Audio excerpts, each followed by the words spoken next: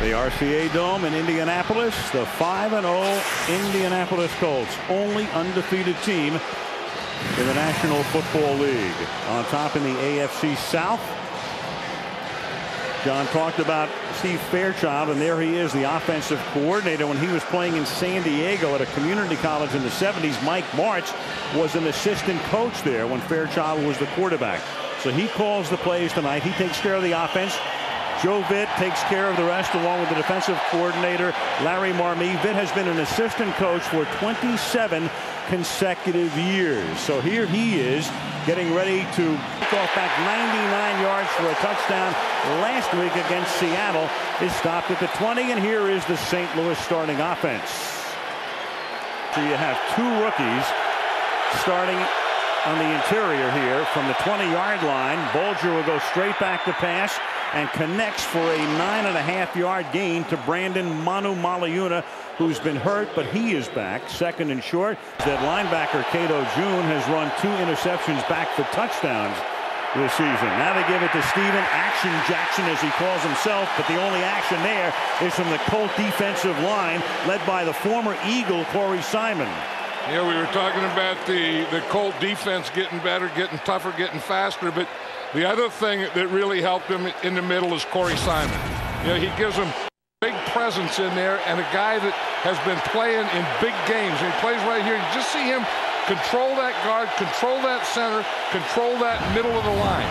And if you control the middle of the line, it is very, very tough to run in this league. Philadelphia let him go. Contract dispute. He was their franchise player. They took the tag off, and he opted to sign with the Colts.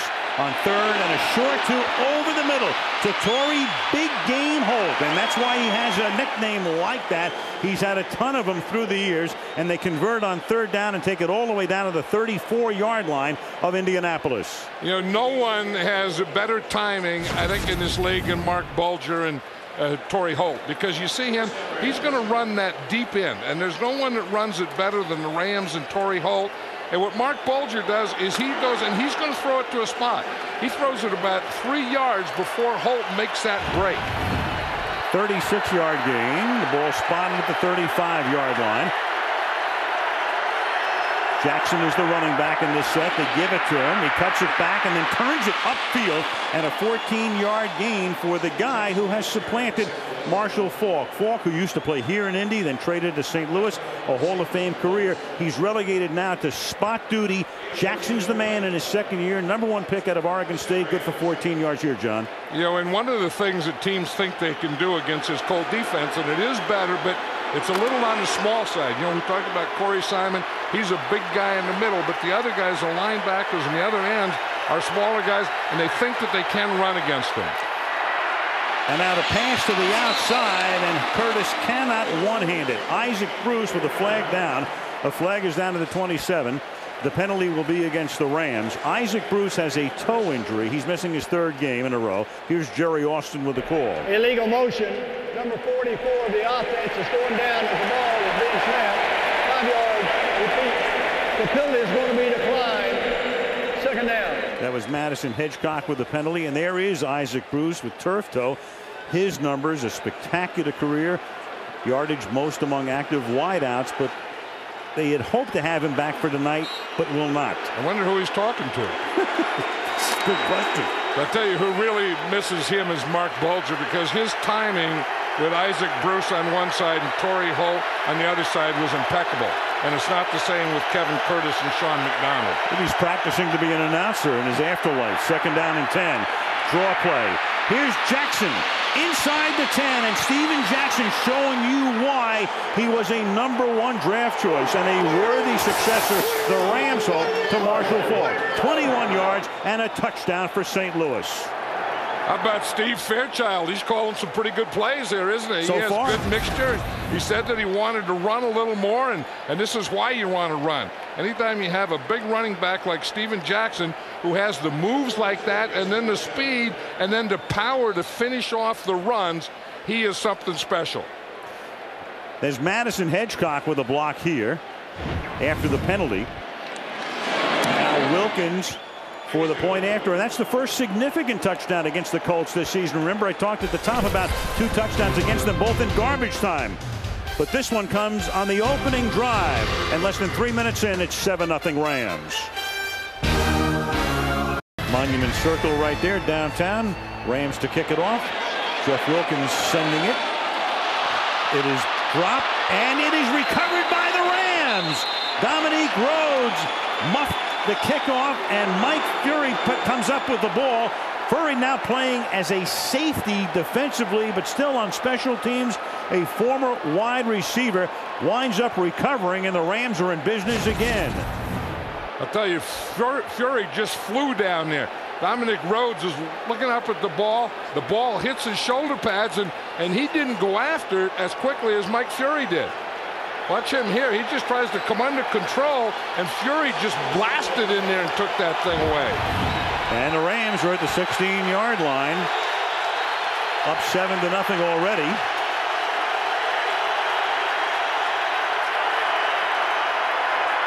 And this is Jackson. And Steven with a spin move takes it to the 10-yard line. Adam Timmerman helping to lead the way. Earlier, a couple of nice blocks for him on that first drive by the rookie Claude Terrell. And as we say, 2 rookies on that offensive front. And there is Mike Fury.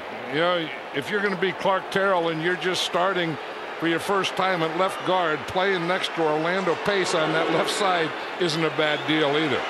You have McCullum, the center, on one side of you, Orlando Pace on the other side, and you say, where are we going to run? This isn't a bad area right in there. And for the second time all season, the Colts have trailed, and the handoff will go to Steven Jackson. Marshall Faulk is now into the game. Marshall Faulk, who has not touched the ball in the last 2 weeks, comes in here to see his first action of the night, and it's a first down. Well, Steve Fairchild was saying last night, and Joe Vitt also said that they want to get Marshall more into the game and get him into a routine and kind of roll him in and out of there along with Steven Jackson. But I think down here right now is when you want Steven Jackson in there. And they have Jackson in there right now behind Hedgecock, and they're going to give him the ball, and he will work his way inside the 1-yard line, where he's stopped by the safety Mike Doss. Yeah, Steven Jackson has that combination of big body, strong, powerful, but quick. You know, I mean, a lot of times you get those powerful guys and they don't have the quickness. This guy has that great combination, and we're talking about the rookie Claude Terrell there. Just watch him make the block there, get a good block, stay with his block so that Steven Jackson can run off it. Second down and goal. Jackson again is the tailback behind Hedgecock. From inside the 1, they give it to him. He seeks a second touchdown, but the Colts say no. And that's Cato June, number 59, the outside linebacker, flexing his biceps and saying, not now, pal. Tony Dungy in his 4th year here after 6 seasons as the head coach at Tampa Bay. I don't think you'll ever see a guy stay in it as long as Tony Dungy and stay as calm as Tony Dungy can say. Unflappable, totally, always. You brought that up this morning. As you know, who else has ever coached that's like him? And the closest thing I could think of was Tom Landry.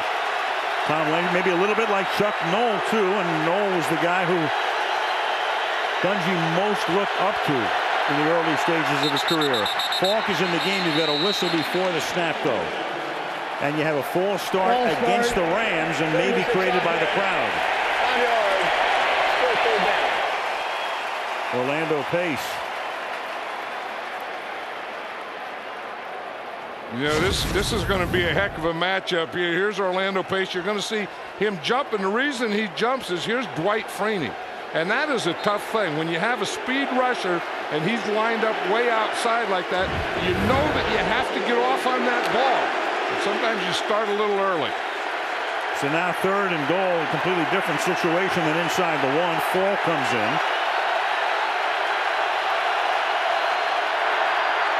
And Marshall will get it, and Marshall will go nowhere. So the Colts did their job when they were in jeopardy of going down 14-0. At least they hold the Rams to a chip shot field goal attempt. And an interesting call there by Fairchild on 3rd and goal from the 7 to give it to Faulk, who hadn't touched the ball in 2 weeks. Watch Dwight Freeney there. You know, he's going to get so much penetration. And you know, John Turlink is a defensive line coach and the pass rush coach, and that's the way he teaches his defensive ends to play the run. Start towards the quarterback, rush the passer, and if a run happens, they'll run into you. 29-yard attempt for Jeff Wilkins is good. So the Rams got down inside the 1 but couldn't penetrate. Settle for 3. 8:17 left in the period. St. Louis has jumped on top 10-0.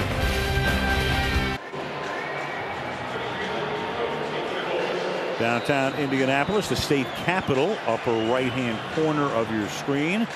And now inside the RCA Dome, the Rams on top 10-0. Indianapolis has yet to see the ball because Rhodes fumbled the kickoff. And here we go again with Rhodes getting a chance to atone from 2 yards in the end zone.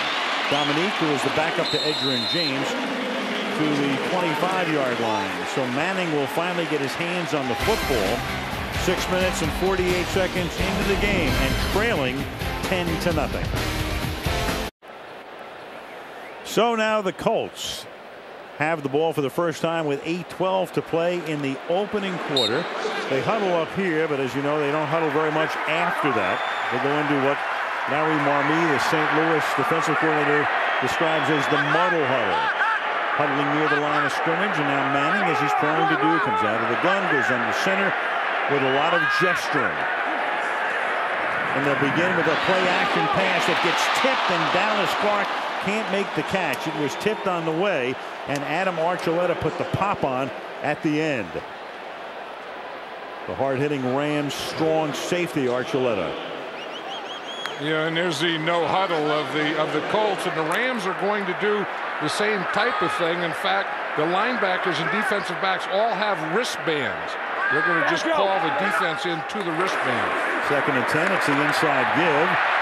And James, with a good spin move there, picks up 9 yards. Edgerrin James, one of the best in the league for a lot of years, came back from a major knee injury in 2001. And there are his numbers on the season and off to another great start. You know, he's a different type runner, though. I mean, he's still as effective, but instead of running by guys with moves, he seems to be using more power and running over guys.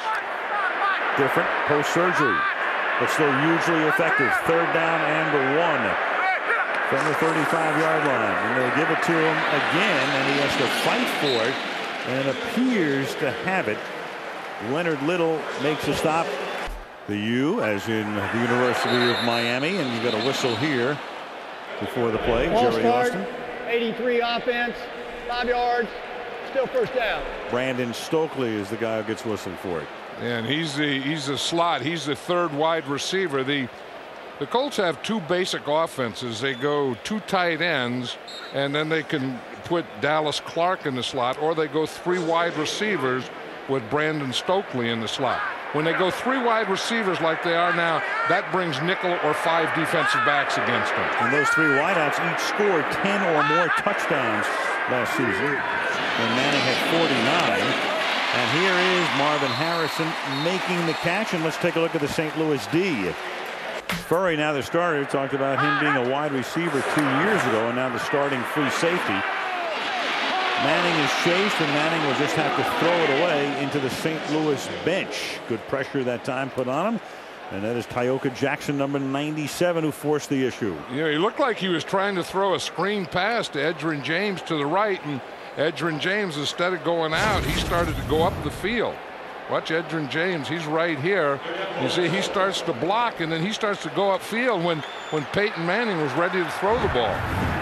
That was 2 guys, quarterback and running back, not on the same page. 3rd down and 5. Manning in the shotgun. 4-man ram rush. And that's dropped by Stokely. So Stokely would have had the first down. Ivy with the coverage on the play. So a stuttering start tonight for the undefeated Indianapolis Colts, both offensively and defensively. That's one of the things that the Colts thought they could do. In fact, last week Seattle did that a lot to the Rams, run those crossing patterns, because that corner on the other side starts to run, and then they could bring that crosser into that vacated area. They tried it that time, and Brandon Stokely just dropped it. Hunter Smith to kick. Good to see Terry Fairback. We had him in a Monday night preseason game with Detroit, and he looked to be seriously injured that night, but he got back last week. Is back returning punts for the Rams and playing some defense as well. And he fair catches that one at the 23-yard line. 5:42 left in the opening quarter. 10-0 Rams. Next Monday will be in Atlanta, where the Falcons take on the New York Jets. Atlanta getting out of Dodge with a win yesterday in San Antonio, thanks to a penalty at the end of the game, giving them a second chance for a field goal. So they'll come in 4-2, and we'll see Vinny Testaverde and the Jets at Atlanta next Monday. So the Rams heavy on the rush to this point, and this will be their 9th rush in 12 plays as Jackson breaks tackles, and then it takes about 5 Colts to bring him down, and he loses the football. And Raheem Brock, number 79, comes away with it. And let's take a look at whether this will be challenged or not. Because did they stop him? Was he down? Is the question at the end of the play. Yeah, one thing about this play is look at all the blue jerseys there. Whether it's a fumble or not yet, is you just watch that. That was one of the things Tony Dungy says. We don't have a lot of big guys, but if we have fast guys, you can get a whole bunch of guys there on the tackle. Now, that ball was ripped out just as he was going down. The question is going to be, did his knee touch before the ball was ripped out? Now, Joe Vitt is the interim head coach. You know that Mike Martz is probably, well, I'm picturing him in bed in St. Louis. The call on the field that it was a fumble. And Mike must be saying, you've got to challenge, you got to challenge. And Joe Vitt will be challenging. They'll challenge it. Austin will take a look, and we'll be back in a minute. We've been looking at the replays. Joe Vitt and Tony Dungy awaiting Jerry Austin's call. It appears that the knee is down, that Jackson's knee, we're going to show you, still here. There's his left knee, still has control of the ball. Raheem Brock, 79, is the guy who's going to strip it and recover it. Here's another still. His knee is down. Jackson still has it. Here comes Brock in to take it away. And so Austin seeing either these pictures or enough, I think, to show him that his knee was down. I don't know about that. I don't know that there's enough to reverse it. I mean, I think it's as close to being simultaneous as it can be. I mean, his knee is down, and then did the ball start out yet? It's very close. The interesting thing here, John, is that, you know, in the old days, 2 or 3 years ago, officials were more prone to blow the whistle as the Ram offense comes back on the field. But the officials have been encouraged in these situations to let it go a little longer. By letting it go a little longer, what they're saying is it's a fumble. So now you have to see the evidence to overturn that call. Here comes Austin. The Rams think they won the challenge. We'll see.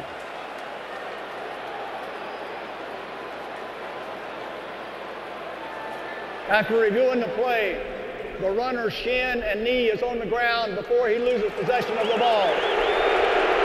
Therefore, the runner is down by contact. It'll be St. Louis's ball, 2nd and 8 at the 25. St. Louis is not charged with a timeout. I think he got it right. And, of course, you know, Mike Martz is known for using his challenges early, using his timeouts early. But Vitt makes the call right. You had to make that call. It's a critical play. Yeah, and it was so close. And as you were talking about the old days, a fumble was a fumble. And if a guy got gang tackled, they ripped the ball out, the other team got it. Now, when the ball comes out, you're always looking for the excuse as to why it's not a fumble. Right. So the Rams keep it. They still have their 2 challenges. Remember, with the rule change, you will get a 3rd challenge if you win your first 2. They've already won 1. They have at least 1 more. They win that one. If they have another one, they get a 3rd. 2nd down and 8 from the 25. Rams keep possession. To the consternation of his loud crowd, Bulger sets up and they'll dump it off underneath to Jackson. And Steven Jackson stumbles on the new field turf here, but still has the first down as he stopped by Nick Harper up at the 37-yard line after a 12-yard pickup. Boy, is that Dwight Freeney fast. I mean, he got up the field so fast, but Mark Bulger knows when he gets a pressure from his left outside, all he has to do is, if he has a secure pocket in the middle, is step up a little. Watch Freeney as he comes off here. Boom, I mean, he gets out there blown by Orlando Pace, but he doesn't get to Mark Bulger because Mark Bulger's able to step up.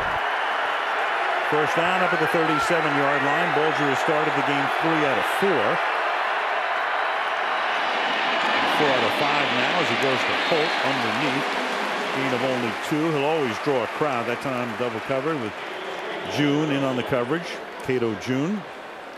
And for Mark Bulger, one of the most accurate passers in the National Football League. A 4-5 start, 58 yards.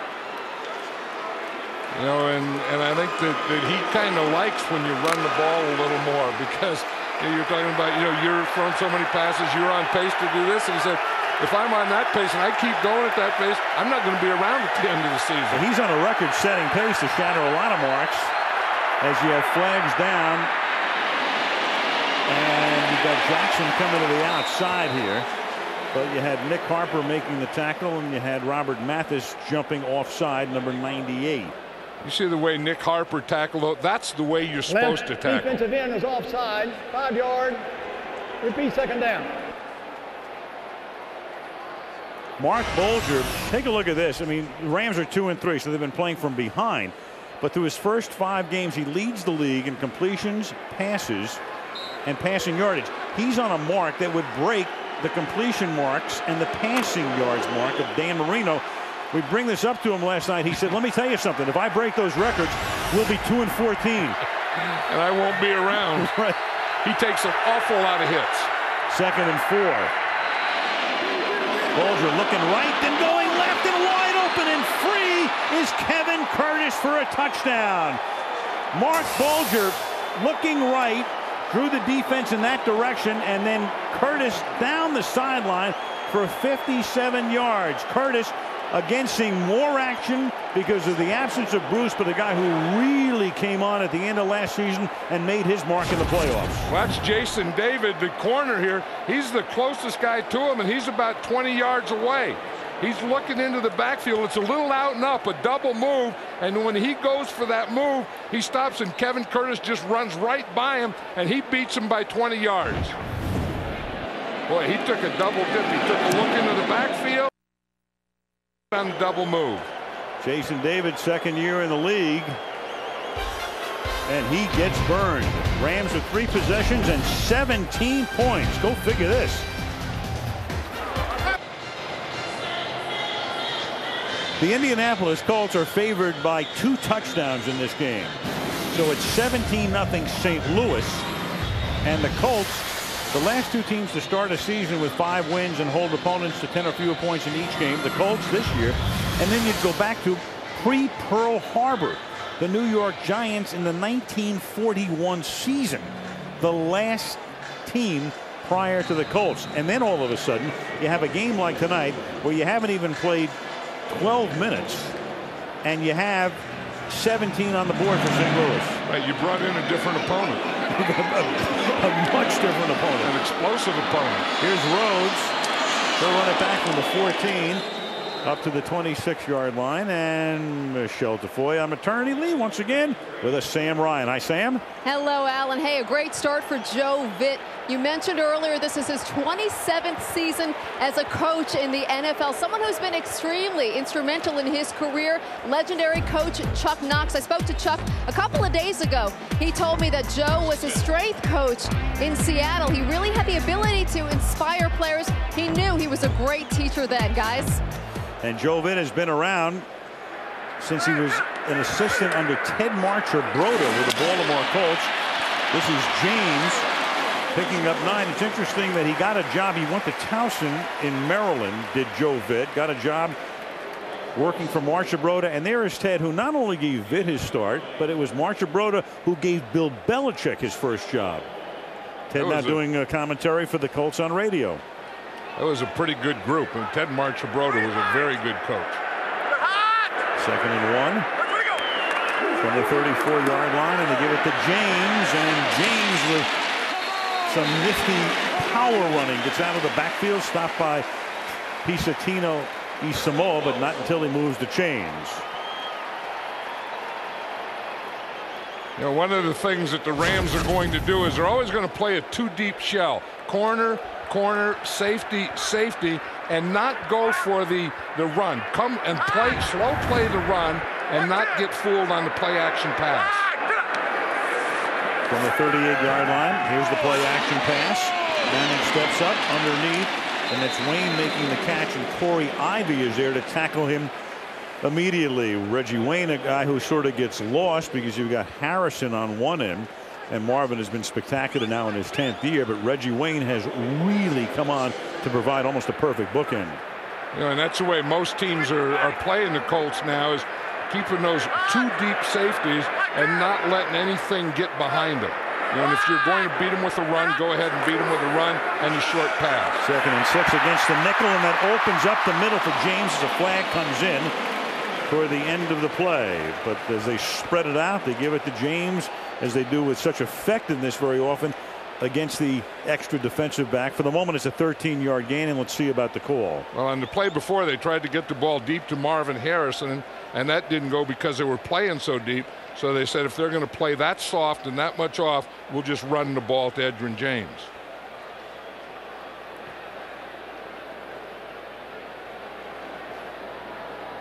There's no defensive holding on the play because it was a run play and not a pass. The result of the play is a first down.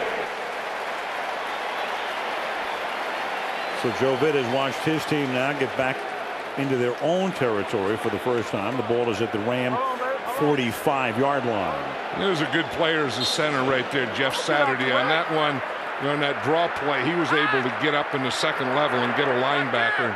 He can get his guy and then come off and get to that second level a lot.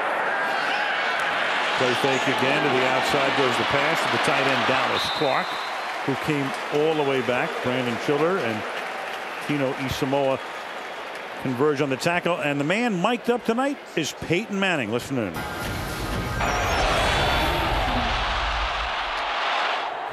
Shake that off, all right? Shake that off. Come back, all right?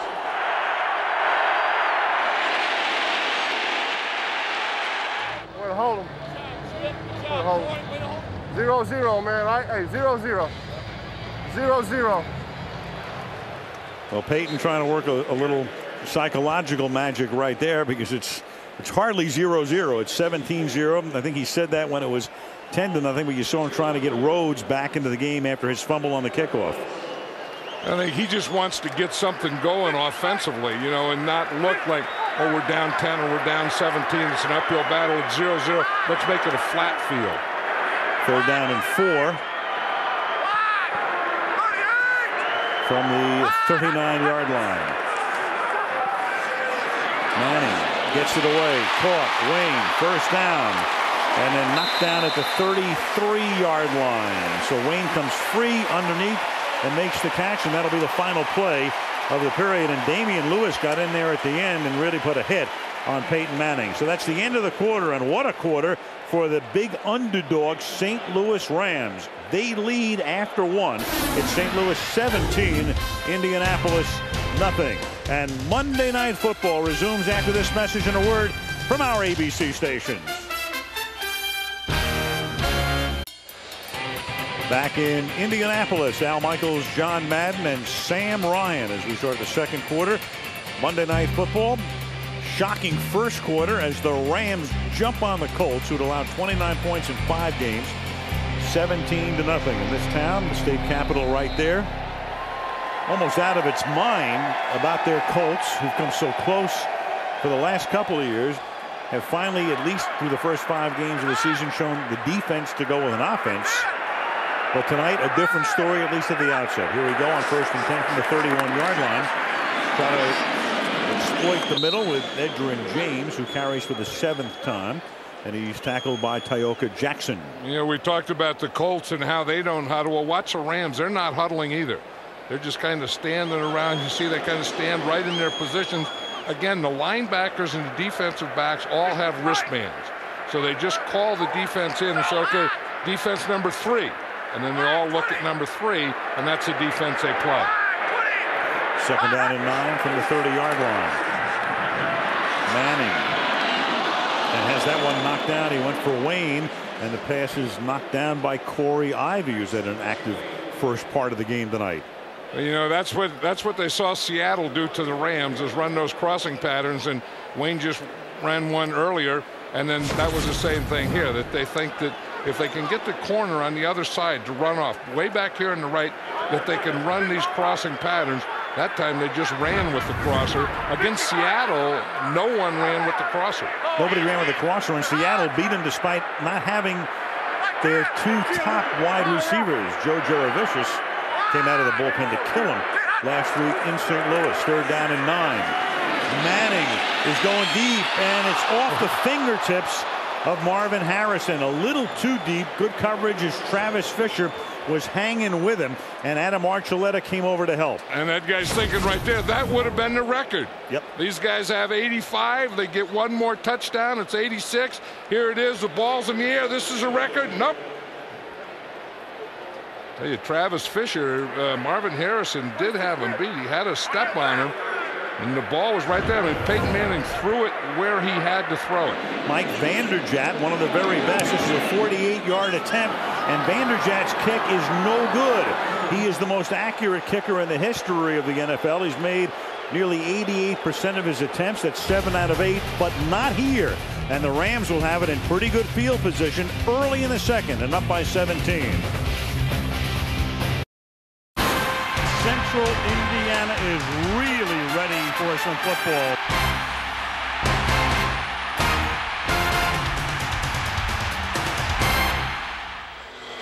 Central Indiana ready for some football, and so were the St. Louis Rams tonight in the first quarter. That Colt D, which had allowed only 29 points against Baltimore, Jacksonville, Cleveland, Tennessee, and San Francisco, yielding 17. And after the Vanderjagt miss, the Rams start from the 38-yard line, and the swing pass goes out to Jackson. He steps out of one tackle and is out of bounds after a gain of about 6. They'll mark it at the 44-yard line. Yeah, we talk about one of the outstanding matches. This guy here is one of the best defensive linemen in football, and this guy here is one of the best offensive linemen, and it's going to be a fight all night. Lando Pace against Dwight Freeney. Freeney made the cover of Sports Illustrated this week, which is amazing. And in as much as the Colts through the years, we used to talk about the paucity of defensive guys who would go to the Pro Bowl. Larry Triplett came across the line. In fact, they went through a very long period of time where only Dwayne Bickett had gone to Honolulu from the defensive side, and now Freeney's going to probably become a regular. 75 defense, 5 yards. Result of the penalty will be a first down. That's when you're guessing the snap count. You know, John Turlick has a thing that most of the time they'll snap it on one. If they don't snap it on one, they're sure going to snap it on two, so just go. And sometimes, you know, because he's always trying to get his advantage, you know, to get that defensive line off in the ball, to rush the passer. Like I said earlier, if you run, then just get the run on the way to the passer. John Turlick, the defensive line coach, talking about Dwayne Bickett. He was the only Colt defender to go to the Pro Bowl in a 24-year period. And now Steven Jackson will take the ball to the 45-yard line, picks up about 6 yards there. Jackson's already carried the ball 8 times now for 52 yards. I wonder what Mike Martz is thinking about that. I mean, this is pretty good mixture here. You know, that Mike Martz is the type of guy that he would run and run, and then when he got away from the run and started to pass, he'd never go back to the run. I'm told that Martz was told by his doctors to have nothing to do with the football team for a couple of weeks. Right. But we know, now we're not telling him anything out of school here. Vitt was over at his house on Friday or Saturday. So was Fairchild. Steve Fairchild, the offensive coordinator. 2nd down and 4. And that's intercepted at the 30-yard line by Cato June. And Cato June, who's run 2 back for touchdowns this season, is stopped at the 35-yard line. So Cato June has given Indianapolis a huge lift. Yeah, we were talking about that timing throw, you know, and he's going to time it, and he's going to throw it into that window. Uh-oh, Mark Bulger's hurt. But he threw it into the window to Torrey Holt, and Cato June is in it. Cato June plays like Derek Brooks. You know, when you play that cover 2, and then you're going to get back, and you squeeze that middle. You drive the middle linebacker deep, then the weak side linebacker comes deep, and he just squeezes that middle, and he can react to anything going up the seam. That's exactly what Cato June does. You see, and the ball is thrown in there to Torrey Holt. The timing wasn't perfect. Cato June ends up with it. That's his 4th interception of the season, and we'll keep an eye on Bulger, who was reaching for his collarbone as he went out. You have a flag down here on the throw to James. Ooh, and Jamie Martin is the backup. Martin has been around a long time, but has not played all that much over the years. He is the backup quarterback. Holding, number 52 of the defense. 5 yards, repeat first down. Dexter Coakley, the ex-Cowboy. Here's the hit on Mark Bulger, and you can see it wasn't after he threw. It was after the interception when he becomes a defender. And again, he just put his right shoulder down there to take on David Thornton. But once you intercept, then he becomes a blocker, and Mark Bulger becomes a tackler. Right, he is fair game at that point. Quarterback rules don't exist. First down from the 29-yard line. Stretch play. James.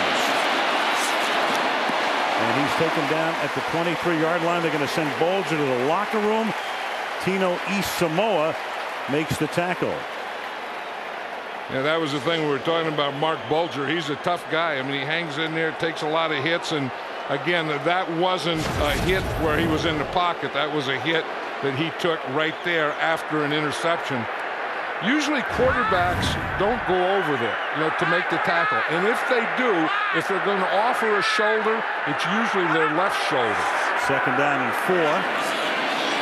James will turn it back up to the 16-yard line. And John, is there a tendency for the defender who then becomes a blocker in that situation to seek out a quarterback if he can? That used to be the old rule that when a quarterback throws an interception, the closest guys just go get the quarterback. But the NFL does protect the quarterback now if he doesn't go after the tackle. Now, if he goes to put himself in position to make a tackle, then he's eligible to be blocked. From the 17-yard line, Manning throws. It's Wayne making the catch, and he takes the ball inside the 10. So the Colts trying to capitalize on that Cato June interception. DeJuan Gross playing with an injured hamstring makes the tackle. Bulger walking back to the Ram locker room. Here's Reggie Wayne. He's just the outside receiver. And again, once he gets inside, Peyton Manning is just waiting for him to make that little move. And once he gets inside, he just drills him with it. Second down 2 from the 9-yard line. I wonder if they go to Marvin Harrison here. Instead, they're going to keep it on the ground, give it to James, and he's going to lose the ball. And it was Corey Ivy, and Corey Ivy looked down. He didn't see it at first, but he's able to gather himself, and it's kind of like a look what I found situation. They've been running that stretch play, and Edgerrin James has been very, very successful with it. I say Corey Ivy's in there. He's the third corner. He goes in against 3 wide receivers. Still no signal from the officials, though all of the Rams. And look at this. Austin says, Indy has the ball. So wishful thinking on the part of the Rams. And had Ivy turned around a 1/10 of a second earlier, he would have had it. I did see one of the officials say the other way. I saw him point that way. I don't know about that one. I mean, that ball came out. Now he could put his hands down, and that doesn't count as being down. When that left hand goes down, that doesn't count. And how did Ivy not come away with it? You've got Ivy with 2 arms, and you have the right arm of Indianapolis James. had the ball on the bottom of the pile. They had the ball after the play was unscrambled. Ooh, I don't know about that. Man. Well, I don't know how you challenge that either, because there's no way, there's no replay unless you're a gopher that's going to have an angle to show you who has the ball. Well, right after that, the one official did say it was a Rams ball. And the Rams are going to take a timeout. Timeout with Indianapolis knocking on the door.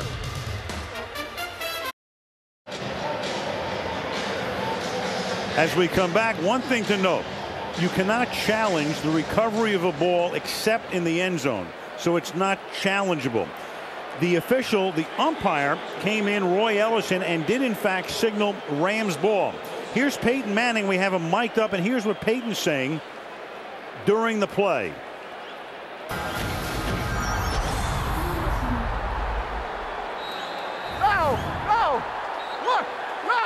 Look, no, he got it back. No, look at it. Wait, he got it back. He got it back. You gotta wait, Jerry. You gotta wait. Blue ball, blue ball, blue ball, blue ball. He's got it. And Manning talking to Austin, and in fact it was ruled dual possession. So as in baseball, the tie goes to the runner. Here the tie goes to the offense, and Manning throws, and that pass is caught at the half-yard line by Brandon Stokely. He is not into the end zone. It'll be second down. So Peyton Manning and the Colts get a huge break on a dual possession situation. The offense retains the football. And the reason that Peyton Manning was saying no, no is because the umpire did signal there was a Rams ball going the other way. This is a running situation now. The Colts don't have a fullback, so they put their second tight end, Ryan Fletcher, in as the fullback.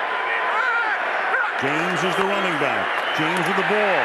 And James into the end zone. After he bounces off a tackler, in he goes.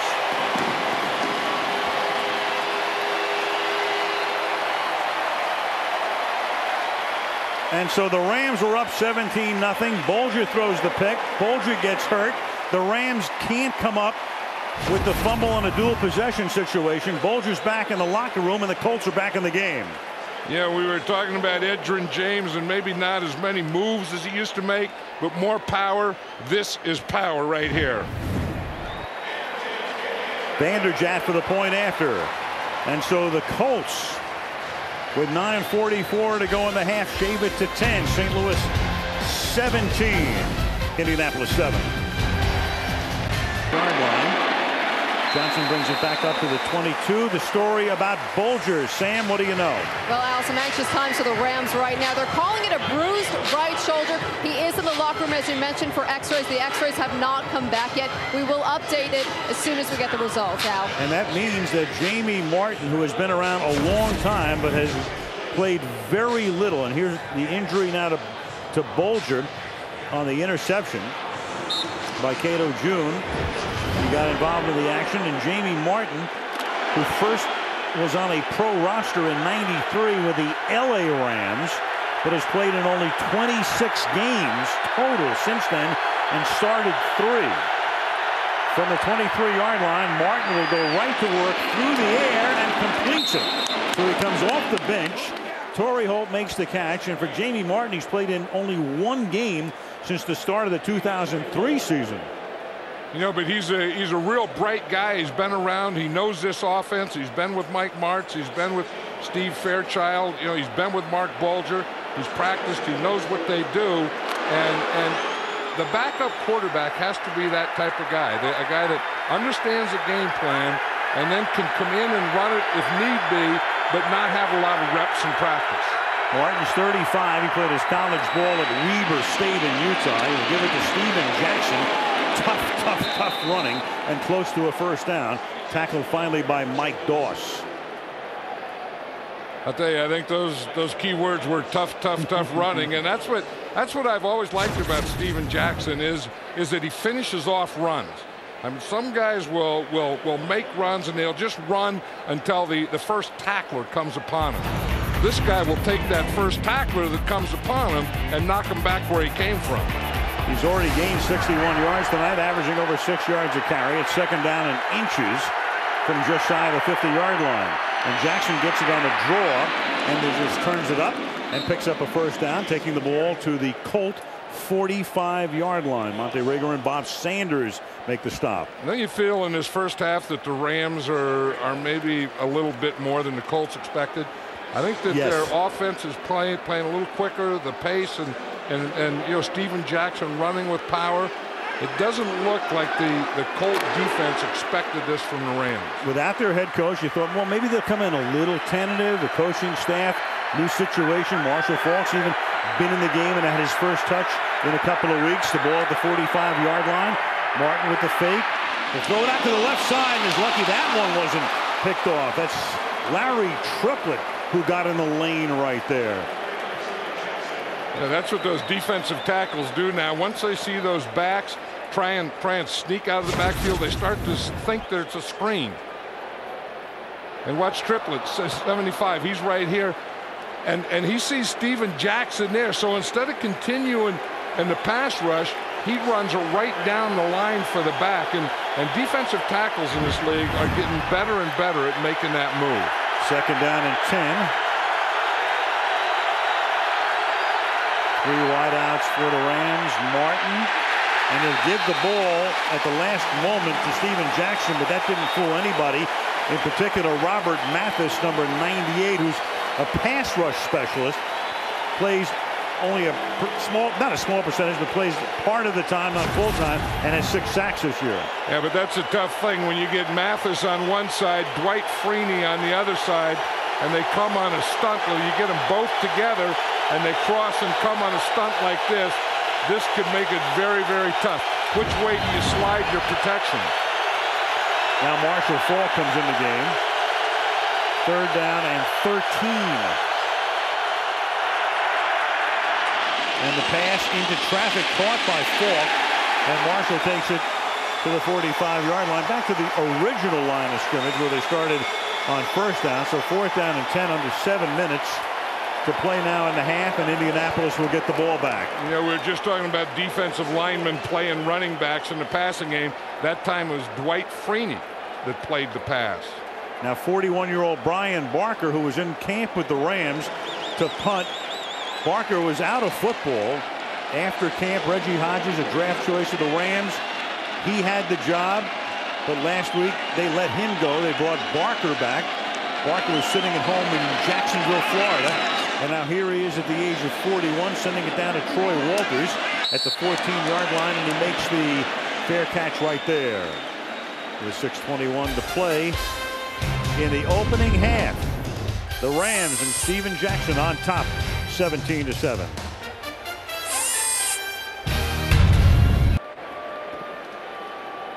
Rams got off to a hot start tonight with 17 unanswered points in the first quarter. They've already picked up over 206 yards, but now with their backup quarterback in the game, it's a different story. Colts will have it. Colts are down by 10. Manning and company go to work from their own 14-yard line. Heavy workload for James thus far tonight, and that continues. And James picks up 9 yards. Isamoah knocks him out of bounds. I'm sorry, I was just thinking that they've been running the heck out of that stretch play, and what it is the ball is snapped. Now he's going to run right to the numbers. He's going to run right to the angle to the numbers there and not make the decision whether he's going to bounce outside or cut back until he gets to the numbers. And they'll run that wide side like to this side or short side to the other side. Edgerins carried it 12 times for 64 yards, and on 2nd and 1, the pass is caught by Harrison. Marvin up to the 28-yard line. Second grab for number 88 tonight. Archuleta and Tino Isamoah in on the stop. You know, one of the things that everyone on defense against the Colts this year is really taken away. We're talking about that play action pass and the deep passes to Marvin Harrison. And sometimes I feel that Peyton Manning is not looking at Marvin Harrison as much as he used to. And there's still some things there. 1st and 10 at the 28-yard line. From the draw to the outside goes James. Nice little stiff arm there to pick up another yard or 2. Brandon Chiller in on the stop. Play action last year with tremendous effectiveness. Look at that. About a third of the time, 35% of the time, they used play action. And Manning's rating, phenomenal. With 24 touchdowns, 2 picks. This year, they've used it only 20% of the time with much less effectiveness. That's through the first 5 games of the season. 2nd down and 3 from the 35-yard line. James. And John, is part of that the fact that teams don't bite as much on the play action fakes now? Yeah, it's just that cover 2 shell. I mean, you look at the way the Rams are playing. They're playing their 2 safeties about 20 yards deep. And no matter what they do, they're not going to bite. They're not going to be affected by it. So if you go play action pass, maybe you can get a crosser or a check down, a short type pass, but you're not going to get anything deep. Just saw Mark Bolger come back on the field, but he has that right shoulder, you know, the uniform is on and cased in ice as he comes back. 3rd down and 1 at the 37-yard line. They've already taken x-rays in the locker room.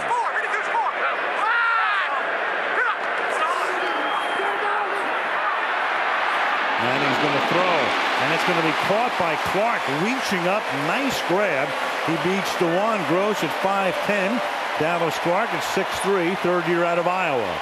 And that was that crossing pattern we were talking about. And again, you know, the Colts saw that on film, and that was something I watched in practice, and they ran every type of crossing there could be. You know, we saw Nate Wayne do it, and here we see the tight end Dallas Clark do it, start on the right and run to the left, and it all starts with play action. Again, to just hold those linebackers a half a beat so that you can get that tight end across. First down from the 44-yard line. Fake draw. Manning hit as he throws, and that's a great catch by Clark. And then Clark appeared to lose the ball, but retains it at the 36-yard line. So Dallas Clark makes the catch as Leonard Little got in there and hit Manning as he unloaded. That's a 20-yard gain.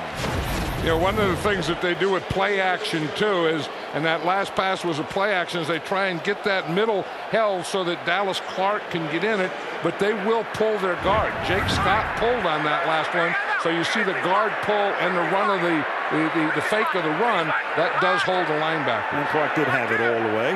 First and 10 from the 36-yard line. Give it to James to the outside. Great blocking.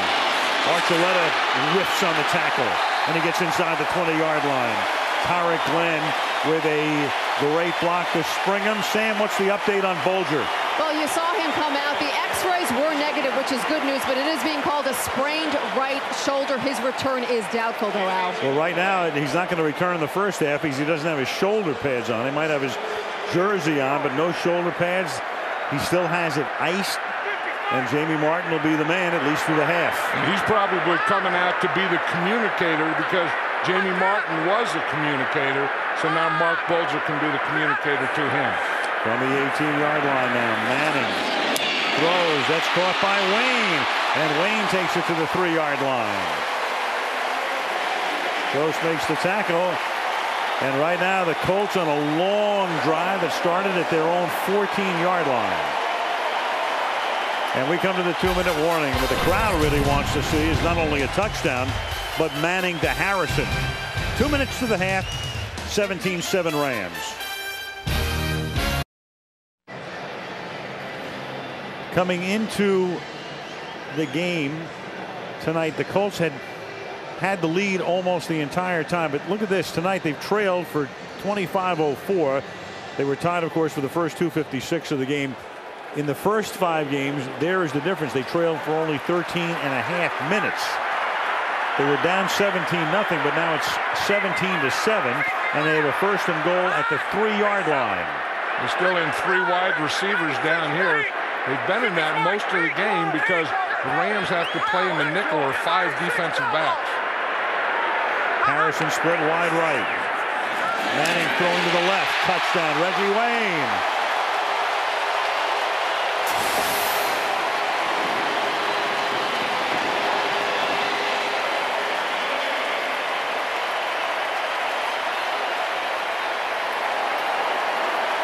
Eighth touchdown pass of the season for Peyton Manning, who had 49, an NFL record last year.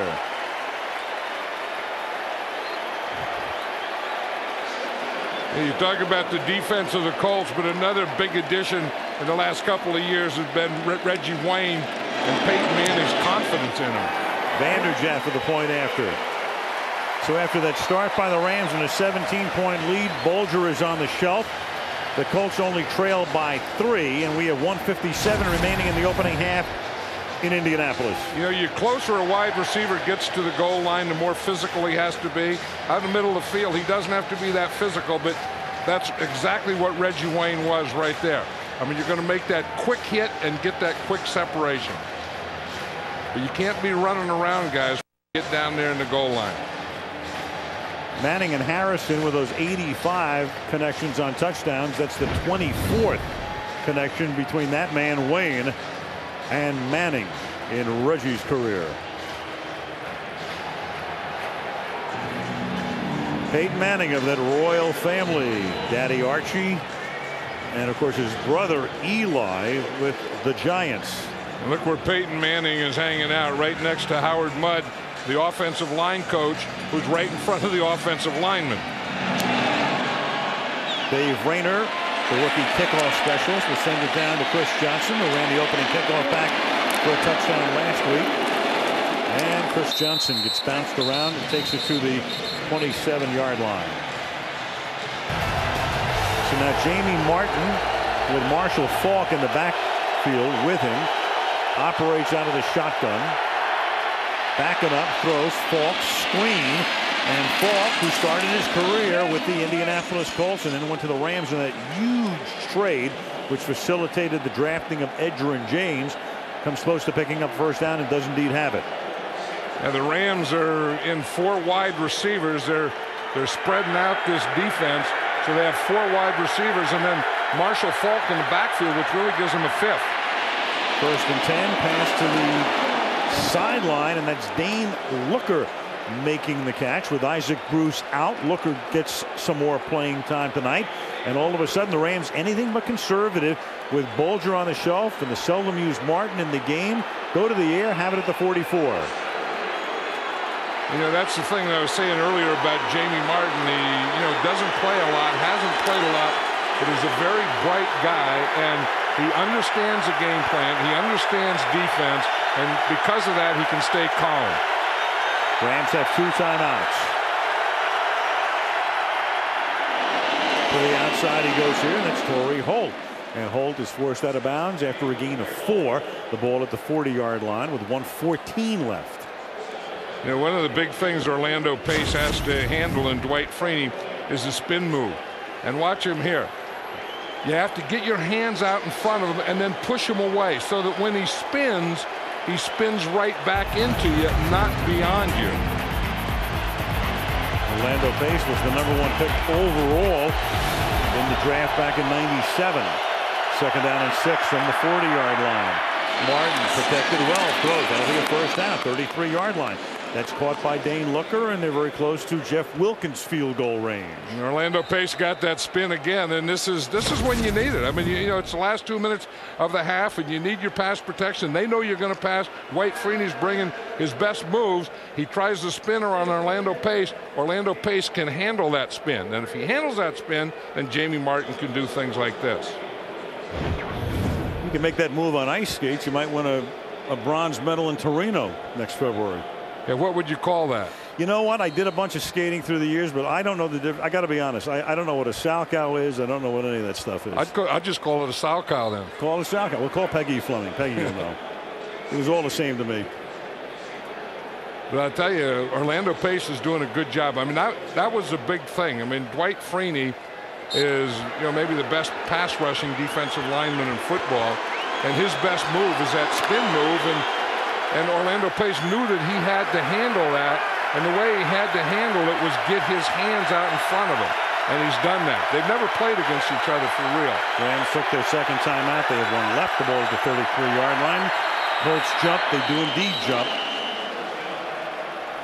but they jump because the Rams jump first. 81 offense, 5 yards, still 3 seconds. Holt. Jamie Martin's pretty good on this drive. He's 4 for 4, and like I said, they know that they're going to pass. They're getting the pass rush, and I think what he tried to do is change the count there. Watch this. He's trying to give the hard count. You see, he gives a hard count, and instead of getting him, it got him. On the road in a building that's as loud as any. Screen, Faulk. Marshall has no help, and he's taken out of bounds at the 38-yard line by Cato June. We're watching Dwight Freeney and Orlando Pace here, Al, and you just have to say that Dwight Freeney's going to have to stop that spin because Orlando Pace has it down. You see, when you come off your spin, like I said, you want to be beyond the guy, and Orlando Pace is just keeping him right in front of him. Second down and 15 now. 3-point game. Colts with 14 unanswered points. Rams trying to at least get into Wilkins' field goal range. And now you've got on the left side, you've got Mathis coming across. But it's called an Alex Barron. Barron is one of the 2 rookies on the offensive front out of Florida State. He was their first-round draft choice. And he's a pretty good player. I mean, that's what the Rams have kind of been without a right tackle for a long time. And they want to pass, they want to hold the ball, they want to throw it deep. and they needed a guy at right tackle, and this guy's going to be the answer. He's a good player. Those two penalties have taken them out of Wilkins' field goal range. They try to get back in on second down and 20. Four-man defensive front, four-man rush for Indianapolis. And Martin's going to go underneath after faking long. And Holt will make the catch. And Torrey's out of bounds at about the 36-yard line. Nick Harper with the coverage and 51 ticks remaining. Yeah, I'm very impressed with this Ram offensive line because this Colt defensive line has the speed and they can get after you. You know, and they have the stunts in the middle. They have Freeney coming from the edge. They have Mathis coming from an edge. But this offensive line is really giving Jamie Martin time. In fact, that time he double pumped it. Third down and 12, still a little out of field goal range here. Martin's going to try to get him into that range. Holt makes the catch. The ball is at the 31-yard line. Now you're looking at about a 49-yard attempt. And the Rams would be well advised here if they're going to go for the field goal to let the clock run down, leave no time on the other side. And for Indianapolis, what they should do is take a timeout, and they do at this point. Because they want to get the ball back with as much time remaining if indeed Wilkins does attempt this field goal. And I think the Rams have to attempt the field goal here. And as you say, that was a good call by the Colts to take a timeout because the Rams wanted to just run all the time off before they attempted the field goal. And the Colts will have 2 timeouts remaining. Steven Jackson off to a hot start tonight. He got into the end zone early. Mark Bolger then, after the interception with a sprained shoulder, return is doubtful. The x-rays were negative. Edgerrin James has picked up 91 yards rushing and has gone in for a touchdown. And then Peyton Manning was able to lead them down the field. Long march culminated with the Reggie Wayne touchdown grab. So now you've got Wilkins attempting about a 49, maybe 49-yard field goal. They'll spot it at the 39, which means if it's no good, the Colts will have the ball at their own 39 with 2 timeouts and about 30 seconds remaining. And Wilkins right down the middle. Perfect. Hey, the place went quiet here, didn't it? Jamie Martin did his job. I mean, they had a penalty and then he had to come back and get it again. And that's what you need in your backup quarterback. I mean, you know, he has to come in and you have to continue to run your offense. And that's a big field goal in the sense that, of course, it gives you 3 more points. It makes it a 6-point lead. But again, if you don't make it, the Colts have the ball near midfield. You've got Manning. You've got timeouts. They could be in field goal range. They could tie the game. Now, not only do you make the field goal, you kick off, and if your coverage unit does any sort of job, you make it very difficult for Indy. And the other thing that they did is they gave Jamie Martin a lot of confidence there because he was 7 for 7 on that drive. So he's going to go in feeling pretty good about himself. The offensive line, I think, did a good job for him, giving him protection. So they have to figure, Orlando Pace has to figure, I got Dwight Freeney figured out. So I think that it's 3 points, but maybe it's a little more than 3 points. Agreed. Now, the one thing about the Rams, they have had terrible special teams over the last couple of years. They ranked last in almost every category last year. Appear to be a little bit better this year, especially on kickoff returns, thanks to that return of a kickoff for a touchdown last week. But their coverage unit, very suspect. They need to cover well here. Rhodes from the 8-yard line. Rhodes up past the 30. And Rhodes will bring it back to the 37-yard line. 24 seconds. Manning is mic'd up. Mike, we got a flare. You got a flare. Good hot. Whack, 38. Whack, 38. Hot, hot, hot.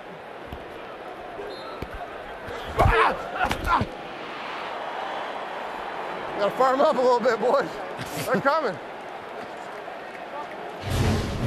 That was Damian Lewis who got there at that point. Again, Mike Vanderjagt is the field goal kicker for Indianapolis. His range right up around 50, 52 yards. We're inside. Conditions are perfect. Manning tries to get them into field goal range. On first down, and he's going to get taken down for the sack, and that is Anthony Hargrove. Second year out of Georgia Tech. A lot of attention paid to the other end, Little, and that frees it up for Hargrove. Big sack here. And Anthony Hargrove just came on a bull rush against Tariq Glenn. Tariq Glenn kind of stands up, and you're going to see Anthony Hargrove just comes and he just takes him right back here. Here's Hargrove here. And you're going to see him, again, he expects a speed rush, but see, he just gets his head in there and his shoulders and bull rushes him right into Peyton Manning. Boom. That's a bull rush. And for Manning, that's a very unusual position. That's only the second time in 5.5 games that Manning has been sacked this season. 2. And Tariq Glenn didn't expect that. I mean, he's and that'll happen to a tackle. You have a smaller, speed rusher like Hargrove, and you expect a speed rush, and then so you're kind of getting ready for a speed rush, and he gives you a bull rush, and you're up too high. Manning figures to go downfield here on 2nd and 14 because they have one timeout. Instead, they set up a screen, and Rhodes drops it. So it'll be 3rd down, and barely enough time unless he can get it deep enough downfield and stop the clock to set up a Vanderjagt field goal. We're talking about all night how well the defensive line has been playing those screen passes, and that time it was number 97, Tyoka Jackson, was right there with Dominic Rhodes. I don't think there's been a blitz this first half. I don't think either team has blitzed once. That's a great point. I can't remember calling one. 3rd down and 14. And they'll keep it on the ground, and that's the way the half's going to end. And the Rams, who could have come in and worried about Mike March, and now the Rams are going to try to take a timeout? Well, too late. Well, Dungy's team gets back into the game, but the Rams still have the lead. It's 20-14 St. Louis at the half. Tim McGraw coming up at the half. Teddy Bruschi, an update on his return. 60 seconds with Jimmy Kimmel. And now you still have the officials out in the middle of the field. St. Louis, there are 2 seconds on the clock. That's our 3rd and final one. So the Rams take a timeout, and why not, even though the chances of them getting the ball are almost infinitesimal. It does at least make the Colts have to snap the ball here. And that should be all that the Colts do. They don't have to do anything else. They don't have to get in punt formation. All they have to do is snap the ball, like you say, and they're going to keep their offense in there, keep Peyton Manning in there, and he'll just take a knee. So nice job by Joe Vitt and by Steve Fairchild and Larry Marmee. Again, the Rams with Mike Martz on indefinite leave because of the bacterial infection of the heart valve, and the guys come in here, build up a big lead, lose their quarterback, will go into the locker room up by 6 pending the kneel down here. Please. Boston telling the clock operator to put 2 seconds on the clock. And the Rams, you come in this situation. I started to say, John, you think about, you come in, I don't know if you feel sorry for yourself, but the potential exists to get blown out early. Yeah, and that's a possibility. And then, or maybe the opposite is that is the Colts are a little overconfident, and maybe we saw some of that. I think you're right. Overconfident no longer. They're down by 6. Coming up next will be the Lexus halftime show. When we come back after this message from the NFL and a word from our ABC stations. And a full house at the RCA Dome as the Indianapolis Colts meet the St. Louis Rams on Monday Night Football. Here's Jackson inside the 10 and a touchdown for St. Louis.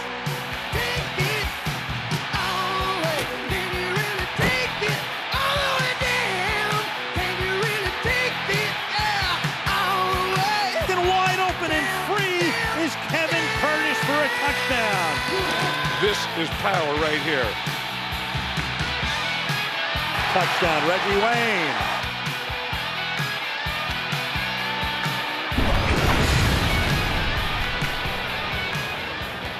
Plenty of action under the big top of the RCA Dome in Indianapolis. Al Michaels, John Madden, and Sam Ryan with you as we start the second half. It's a 6-point game. The Rams, 2 touchdown underdogs, got off to a 17-0 lead, now lead by 6, but they're minus Mark Bulger with that shoulder sprain.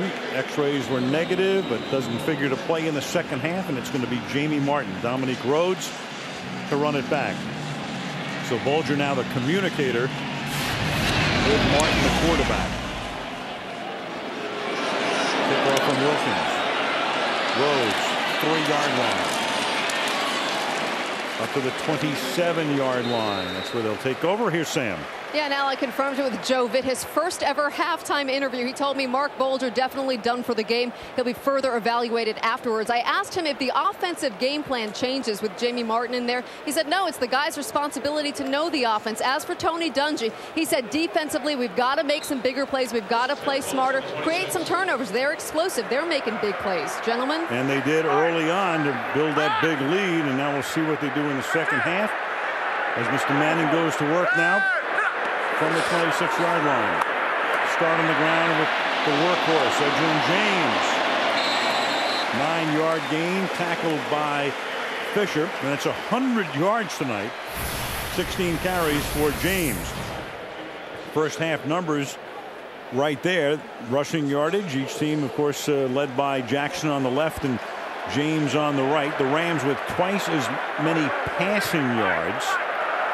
Pretty good advantage in total yardage and a 6-point lead on the scoreboard. He picked up a first down. It was a 10-yard pickup for James. Now the pass is caught, and that'll be a first down. Reggie Wayne has scored a touchdown in the second quarter, takes it out to midfield. Reggie Wayne was the outside receiver on the slot side, and that's what the Colts have been doing. They've been using 3 wide receivers the whole game, so that puts the Rams in nickel. You see Reggie Wayne is the outside guy. The inside guy, Stokely, runs a deeper pattern, and Reggie Wayne just comes underneath him. Ball at the 50.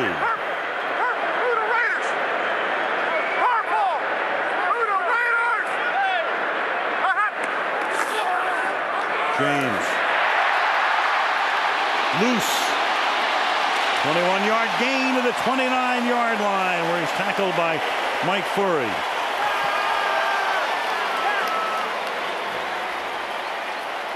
Yeah, we said that they hadn't blitzed on that time. They brought Corey Ivy off the slot. You're going to see him here. He is going to come on a blitz, but they just gash it because they start to the left. You see, they start to the left, then they come back to the right where Corey Ivy would have been, and they gain another 10 yards. At the 29-yard line, first down.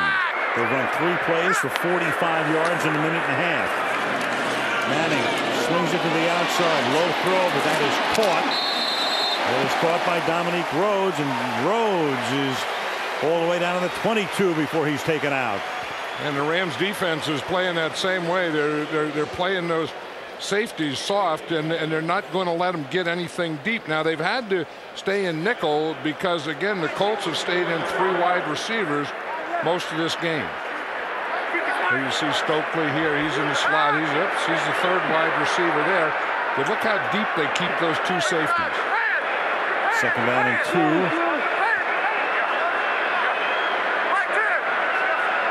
So they want to jam them up in the line and then have safeties over the top. Ooh, and Rhodes runs right into Brandon Green, number 93, 3rd-year backup defensive end out of Rice.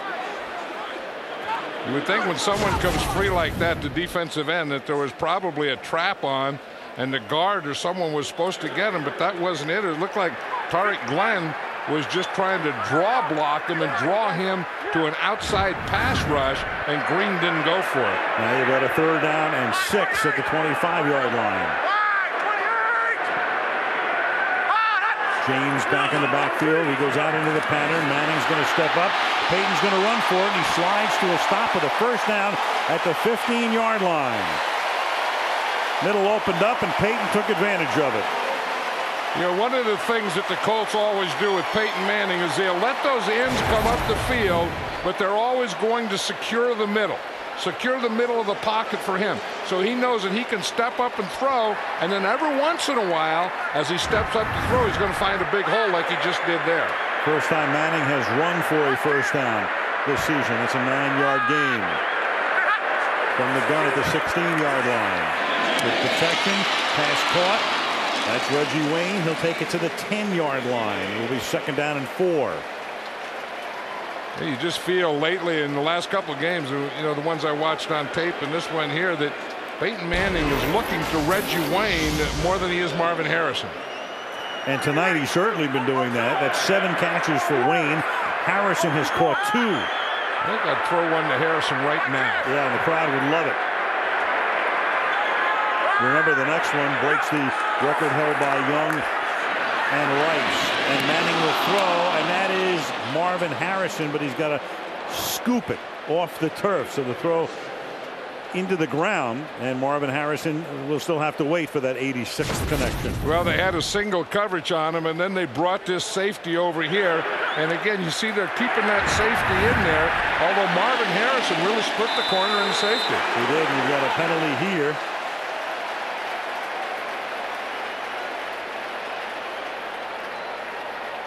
That's what I was saying. I think Marvin Harrison is open a lot more than Peyton Manning looks at him.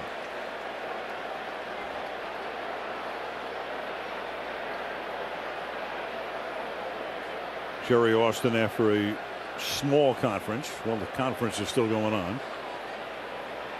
You notice that Peyton Manning tends to get in those conferences a little with the officials? Oh, yeah. First name basis with these guys. Too many men on the field. Half the distance to the goal. Result will be a first down. You know what that was, Al? That was attack, attack. See, because they can go no huddle, that's what they can do. And if he sees the Rams trying to substitute and he has his guys up there, he goes attack, attack, and they snap the ball, and then the Rams will have too many men in the field. And that's what they just did on that last play. One of the great benefits of going no huddle, you try to keep the defense from making changes, and when they do, you can catch them, and that's a big half the distance penalty because it's a first down. Instead of a 3rd and 4, it's a 1st and goal at the 5-yard line.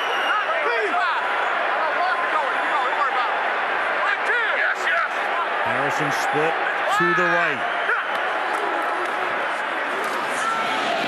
Too high. Too high for Kareem Abdul-Jabbar. Reggie Wayne, the intended receiver. Yeah, we saw him running play action, and this time it was a little bootleg.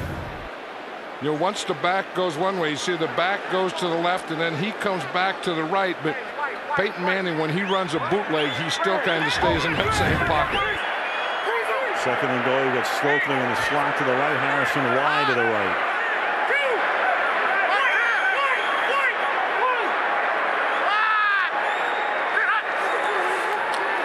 On 2nd and goal, Manning is flushed out on the run. He's going to run it to about the 5-yard line. Nothing opened up in the end zone. Damian Lewis was chasing him, and it will be 3rd down and goal now. You just saw Peyton Manning do something twice on this drive that you're not going to see him do a lot of. Again, they have coverage. You see, they're pressing Marvin Harrison and then keeping a safety over the top, and then another safety coming from the other side. So it looks like man-to-man press coverage, but they have a safety in behind him. You see he's down here. There'll be a corner up here and then a safety right behind. 3rd down and goal. Harrison still to the right. Manning forced back. Manning throws over the middle. Manning throws incomplete. Intended for Wayne, and that coverage by DeJuan Gross. Gross, who's been in and out of practice this week with a hamstring pull, plays tonight and turns in a big you here to keep St. Louis in the lead and force a field goal attempt. And you're going to see Gross here on Reggie Wayne, and he just takes Stokely out there. Ivy does, and then Gross is here on Reggie Wayne again. I don't know what Marvin Harrison is doing there, but it doesn't look like much of a pattern, does it? No, ambling into the end zone. Right, and Peyton Manning looked left the whole time. This is a 22-yard attempt for Mike Vanderjagt, so he bangs it through. But the long drive bogs down. And from 1st and goal, they go to a 3-pointer in a 2017 St. Louis advantage. A big rally there today. Kickoff from the rookie Rayner is taken by Chris Johnson from the 10-yard line. And he brings it back to the 28. You've got a flag back up at the St. Louis 40-yard line.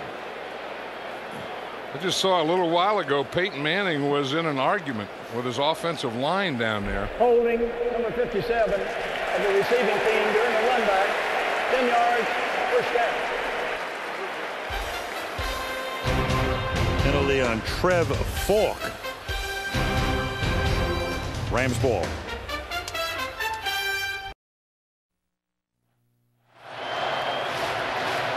So here you have Peyton Manning moments ago. We don't, by the way, he's mic'd up, as you know, tonight, but we don't control what we get. That's controlled by the league. So we'd love to be able to let you hear this, but we can't. Well, you see what happened is Peyton Manning started talking to the offensive line, and then the offensive line coach was Howard Mudd, who was talking to him, and he said, knock it off. And then Peyton Manning went to Howard Mudd, and then that's when Tarek Glenn stood up.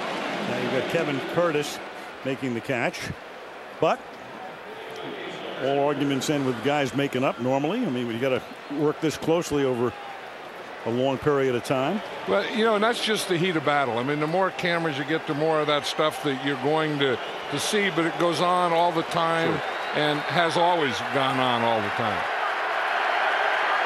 So just carrying on with Fred Gaudelli all day long, right? Only kidding. 2nd and 5. Freddie's the greatest. Here's Falk. Gain of 4. It'll be 3rd down and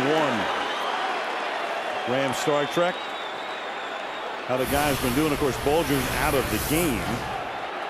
So Martin has come in, and look at that. 10 out of 11 is Jamie off the bench. Steven Jackson with an average of close to 6 yards a carry. Torrey Holt had 1 big reception and 5 small ones to this point for 70 yards. Torrey Holt wasn't even sure if he was going to play tonight. In fact, just the other day, he was saying his right knee's about 60%. So they're minus their coach, they're minus their quarterback, and Holt is 60%. And they have the lead. You've got a flag here before the snap. It's Orlando Pace and Dwight Freeney. 76 offense, 5 yards, still 3rd down. And from a 3rd and 1 to a 3rd and 6. Tony Parker is here tonight, the San Antonio Spurs. Look at this. Tim Duncan is there as well. A couple of the Spurs have come to Indianapolis, and they're used to being in this town and taking on the Indiana Pacers. World champion San Antonio Spurs, who figured to be as good as ever this season. They did nothing but improve themselves in the offseason. How do we have graphics for these guys? How do we know they're going to be here? Is that an old NBA graphic? We just carry the NBA. I have them in my suitcase. Here's Martin throwing, and that's caught by Falk, and Marshall still showing some of those deft moves that he exhibited at San Diego State, then here with Indianapolis for 5 years, and then the scintillating second half of his career with St. Louis. And we saw Orlando Pace jump off sides the play before, but watch him here again on Dwight Freeney. I mean, the thing that he's doing is he's getting off with Freeney, and then he's getting his hands on him. And Marshall Falk can still make these kinds of moves, can he? Falk's in spot duty right now because Jackson is the man, but there are the numbers for his career in terms of receiving. Steven Jackson now. 1-yard gain. Well, John, we saw Tony Parker. We saw Tim Duncan. I heard that Robert Ory was supposed to be here as well, but I guess he doesn't show up until the last 2 minutes. Someone said they saw him at halftime. I heard someone say that Robert Ory was here. Well, they play they can kick one out to him at the end of the game. That's what I'm saying. He'll show up at the 2-minute warning and win the game for you. There's Howard Mudd, the offensive line coach, talking to Peyton Manning, and I think they were the two that started the argument. 2nd down and 9 from the 31-yard line. Under 7 to play in the 3rd. Martin over the middle, and that is caught by Cam Cleland, the tight end, recently activated. He'd been hurt. Martin has now completed 11 passes in a row, and that will be enough to move the chains right on the 40-yard line and a 1st down.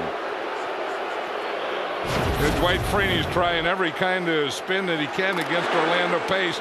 Here he tries to spin the other way and go inside, and in doing so, he runs right into the left guard, Claude Terrell. From the 40-yard line now. Action. Jackson will lose the football. Colts have it. Harper has it. Big turnover. And a flag. Dwight Freeney is the guy who came in with Jackson carrying it, and I think it was Freeney who created this.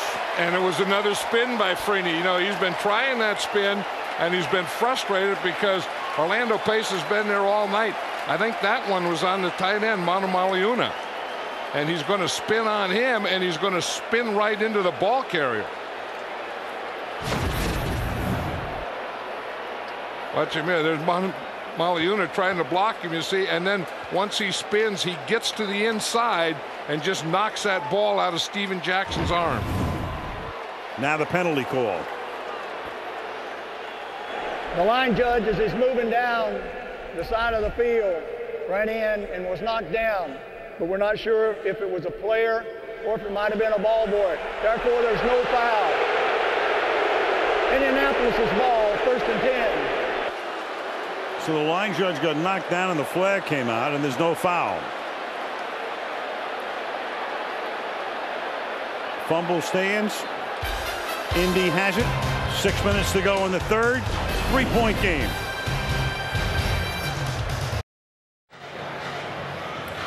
Steven Jackson's fumble created by Freeney, recovered by Harper. And we'll go back to the tripping of the line judge, who accidentally gets tripped, I think, by Sean McDonald. Threw the flag. That's why Jerry Austin announced they weren't sure whether it was a ball boy or a player, but there was no foul. And now Indy has it at the 35-yard line on 1st down. And Manning will throw it to James, but throw it low. Peyton Manning is mic'd up. Have a listen. Sure. Did Tony mention to you all about trying to spot the ball as quickly as, you know, as you can? We're going no huddle. We didn't say anything Okay. about I just like, you know, I mean, obviously, you know, it's, y'all got to do your deal, but it's kind of like, you know, it's an up-tempo for us. I told them about spotting the ball, so stay on them. You're right. He's in every part of the game. I know he's talking to every official when they have a huddle. He's right in the middle of it, and you can never say that Peyton Manning isn't in the game. Completely prepared. Corey Ivy is an injured Ram right now, and he's down at the 50-yard line. So there's an injury timeout here. It'll be 2nd and 10 when we come back as they work on Ivy. 6:01 remaining in the third quarter. St. Louis up by 3. Corey Ivy, I think, just cramped up, and he went back to the locker room. Ivy going back for an IV. I couldn't help myself. No, I know he's going in for an IV, but he's probably played more than he has because, again, the Rams have been in nickel all night because the Colts have been in 3 wide receivers. So Corey Ivy has played a lot more tonight than is usual. And Terry Fair comes in to take his spot, and that ball was caught at the 32-yard line for a very short gain for Edgerrin James. One of the other things that Peyton Manning did, he said, hey, if you have a chance, he told Edgerrin James, if you have a chance, to be sure and chip on 91. And that's Leonard Little, you know, playing over here, the guy that, you know, if he's feeling any pressure, it's from that side. Little and Manning, teammates at the University of Tennessee in the 90s. Third down at 7. Manning finds room and then winds up hitting Stokely. So Peyton Manning with those little mincing steps to avoid getting sacked, and Terry Fair with the coverage on the play and a big first down here. You know, again, it's because the middle of the pocket was secure, so Peyton Manning could step up. Here you'll see we talked about 3 wide receivers. The Colts have been doing that all night. That's Brendan Stokely, and he's the inside receiver, or he's the slot receiver, right or left. Now from the 19-yard line, they're going to give it to James. He's going to bring it back to the left side. Look for a gain of a yard, maybe 2. DeJuan Gross makes the stop. You know, Tyoka Jackson was talking the other day about Edgerrin James, and he says the way he runs now, he looks like he's on skis. And he does. You know, he doesn't bring his feet out of the ground very high. I mean, he just kind of slides along, and as I said earlier, he's running with a lot more power now than moves. Sometimes downhill, sometimes slalom. 2nd down and 9 at the 18-yard line. Here's James. He turns in his own little Dwight Freeney spin move there. 13-yard line. Edgerrin James. Remember, the Marshall Faulk trade precipitated by the fact they were going to draft James, make him the guy. And take a look at this. more than half of the games in which he has played, he's rushed for 100 yards. So Barry Sanders would be in that category. Jim Brown would be in that category. And that, of course, tells you about the company that James keeps. Tony Dungy thinks he's going to gain over 1,700 yards this year. On a pace for it. 3rd down and 4 from the shotgun. Manning throwing. That's going to be a first down as Stokely gets inside Fair. So Terry Fair playing because Corey Ivy had to come out of the game, and they've gone that way twice. And now you've got Leonard Little, who's had a bad back, who is still down on the ground at the 22-yard line. So the Rams, at least for the moment, temporarily without another starter. Injury timeout. Leonard Little cramped up. He comes out. It'll be 1st and goal from the 8-yard line. Indy, the last time they got down this deep, had to settle for a field goal. Not this time. Edgerrin James for the touchdown.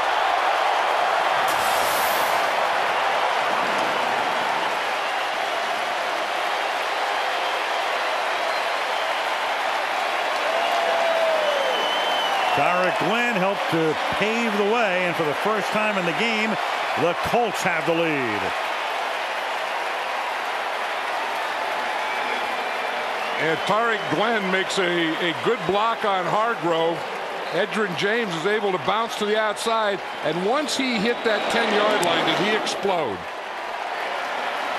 Mike Vanderjagt for the point after here, and with 3:16 remaining in the 3rd, the Colts capitalize on the Steven Jackson fumble and go 35 yards in 7 plays, and now lead 24-20. But he's going to get a pretty good block right here from Tariq Glenn.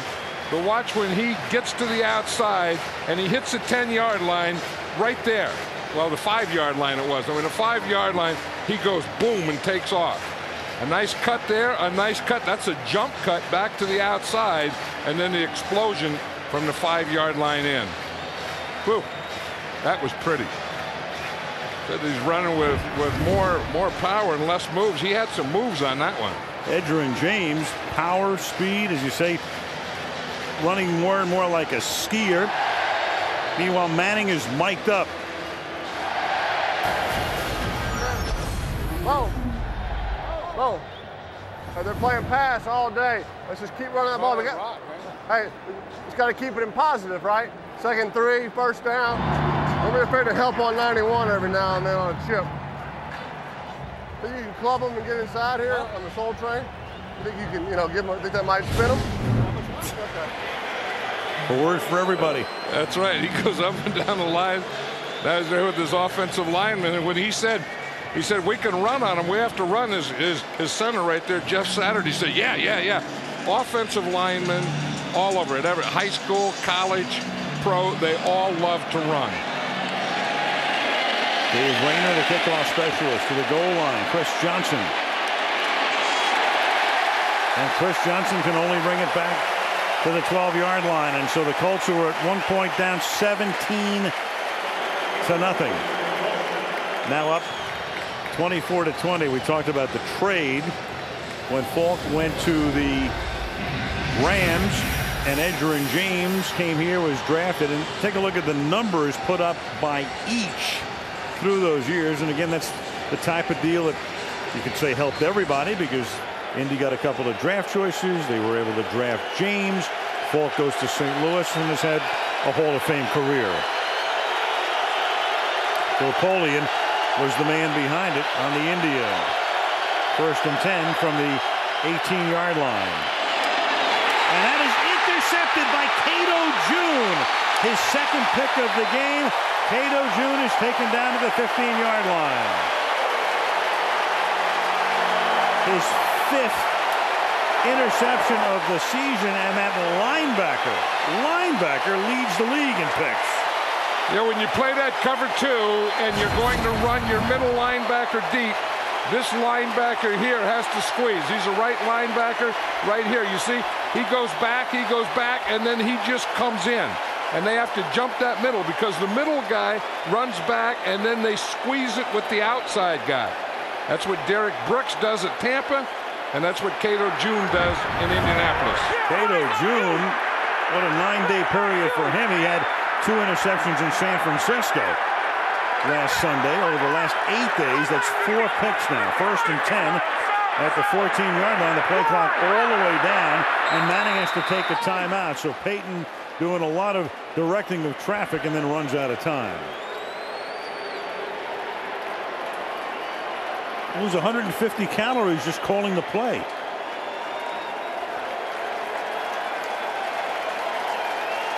And for the Rams, well, you start with your coach, who has a bacterial infection of a heart valve, so he's on the shelf at least for a few weeks. You lose your quarterback. You've got Isaac Bruce, who can't even suit up for the 3rd week in a row. You got Torrey Holt playing at 60%. You got Leonard Little with cramps. You got Corey Ivy coming out of the game with cramps. There's Isaac Bruce right there. So the Rams come in a valiant effort, at least at the beginning and even through this point in the game, but it's an attrition thing now.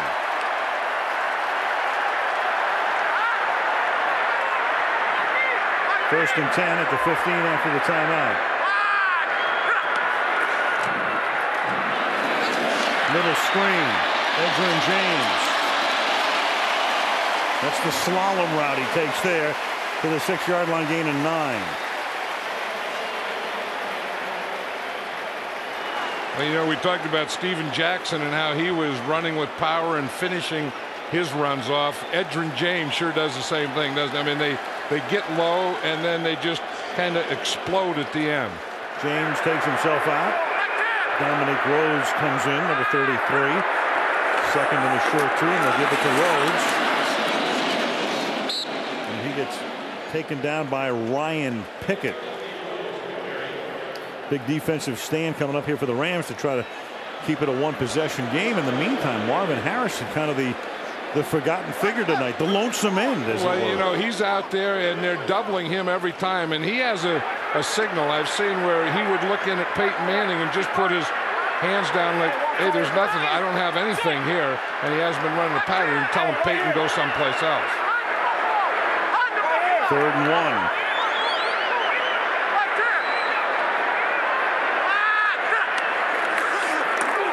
To the ground.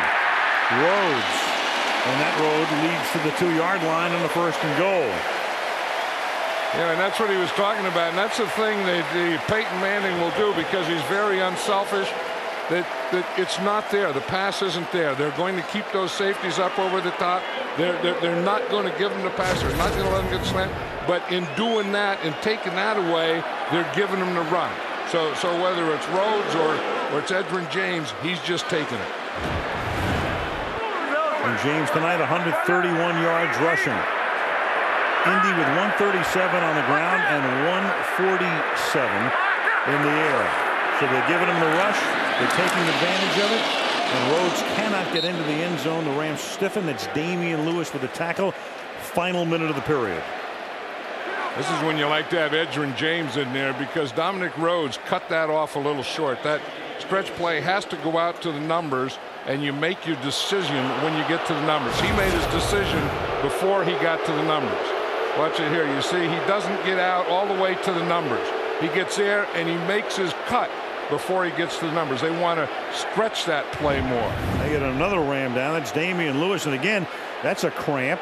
The way they're treating it. So you've had Corey Ivy, you've had Little, and Lewis. Haven't you noticed? And again, the Rams play indoors too, but indoor stadiums tend to dehydrate you. They especially when the crowd is in, despite the air conditioning, for a long period of time, and the game 2.5 hours old. It's warm. Are you warm, Sam? Actually, I'm not, but I have warmed up throughout the game. When I first walked in here, Al, I had the goosebumps. So it was pretty cold in here. They like to keep it kind of cool in here, but with the crowd getting into this, it has warmed up a bit, but it's not hot in here, Al.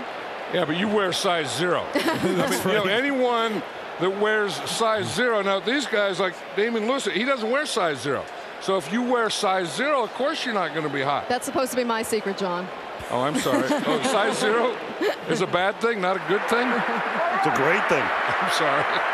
Second down and goal. Who even knew? Dominic Rhodes is the running back.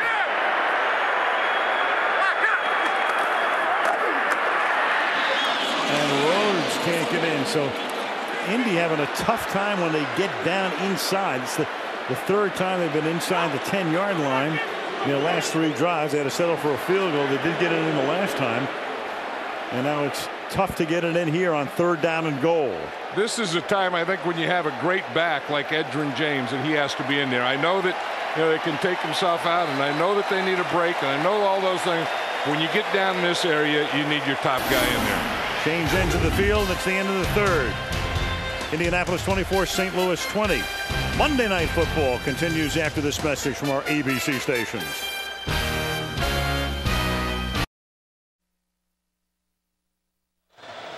After the game, your late local news on ABC. ESPN has Sports Center, all the day's sports news and highlights. As we start the 4th quarter in Indianapolis, Al Michaels with John Madden and Sam Ryan. Edgerrin James has been out for several plays now, and they're going to actually look at him now. He's going to get up on the bench because it looked like he was limping a little. You got Harrison out of the game here on 3rd down and goal from the 1-yard line. I would think, because they're in goal line offense here, and I would think if Edgerrin James were in there, I'd run it. The fact that he's not, I would probably play action pass here. Dominic Rhodes is the running back. They give it to him, and that's the road to the end zone. Touchdown. Rams didn't make it easy, but the Colts get it in after the turnover.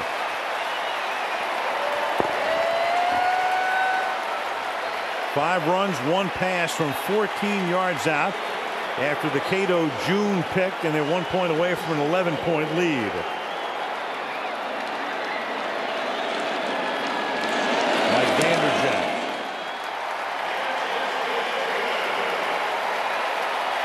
Two seconds into the 4th. It all starts with the center, Jeff Saturday, and then the right side of that line just caves the Rams in. Watch it right here and right here and right here, and that's where Dominic Rhodes is going to run. You see, they just cave everything into here, and then he's able to get outside of it. That is really a cave job. Watch it. Kick out, and cave. Indy's controlled the ball from the middle part of the 1st quarter. The Rams ran the first 11 plays of the game, but since have run 27 plays, and the Colts have run 59 plays. And the Rams, the last 2 series, they've had turnovers too. So that's the thing that instead of you getting plays, you gave the ball back to them, and then they got more plays. And with an offense like this, and the thing that impresses me about the Colts is, to me, it's still about Peyton Manning and it's about Marvin Harrison. But if you're going to take that away, that offensive line is now good enough, and their running game is good enough to beat you. We saw Marty's brother, Kurt Schottenheimer, the secondary coach, talking to his group as this kickoff is angled and is fielded by Chris Johnson at the 6-yard line to the 20-yard line. John, I had no idea that you had this in mind for the Madden Cruiser. The Indianapolis Motor Speedway, there it is. And here is, months before the next Indy 500, the Madden Cruiser out there on the track doing what over the 2.5-mile surface? Just going as fast as we can, just speeding. You have a speedway, you want to get in a speedway. When you go to a place like, okay, we're in Indianapolis. What are you doing in Indianapolis? Indianapolis 500. Okay, let's do it. You have to do it. I'm surprised they let us in. Steven Jackson. You want good publicity. What you do next year is you hire Danica Patrick to drive the Madden Cruiser in the Indy 500. Now that would be a real upgrade. That would be. Willie and Joe just left without you. Yeah. 2nd and 10 now at the 20-yard line. This is when this defense of the Colts get good because, that speed that Tony Dungy was talking about, they really do react and gang tackle well. Here's Jackson. And that Colt defense at the top of its game right now. Bob Sanders picked in the second round last year out of the University of Iowa to upgrade that secondary with a tackle. You know, and when Tony Dungy was talking about we want more speed and toughness, that was one of the guys he was talking about, is Bob Sanders. He said he gives them toughness in that secondary, he and Mike Doss. And their #1 draft choice, Marlon Jackson, too. So those three guys are three tough guys in their secondary. 3rd down and 9. And it's so loud that you've got a flag and you've got a false start against St. Louis.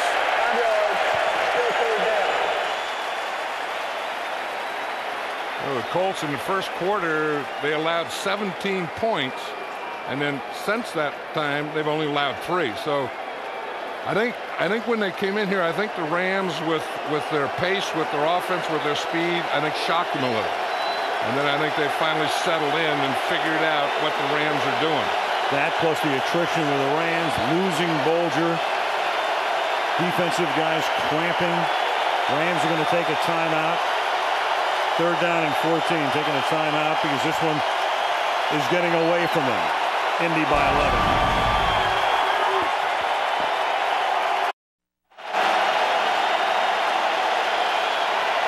The Indy defense, great here in the second half.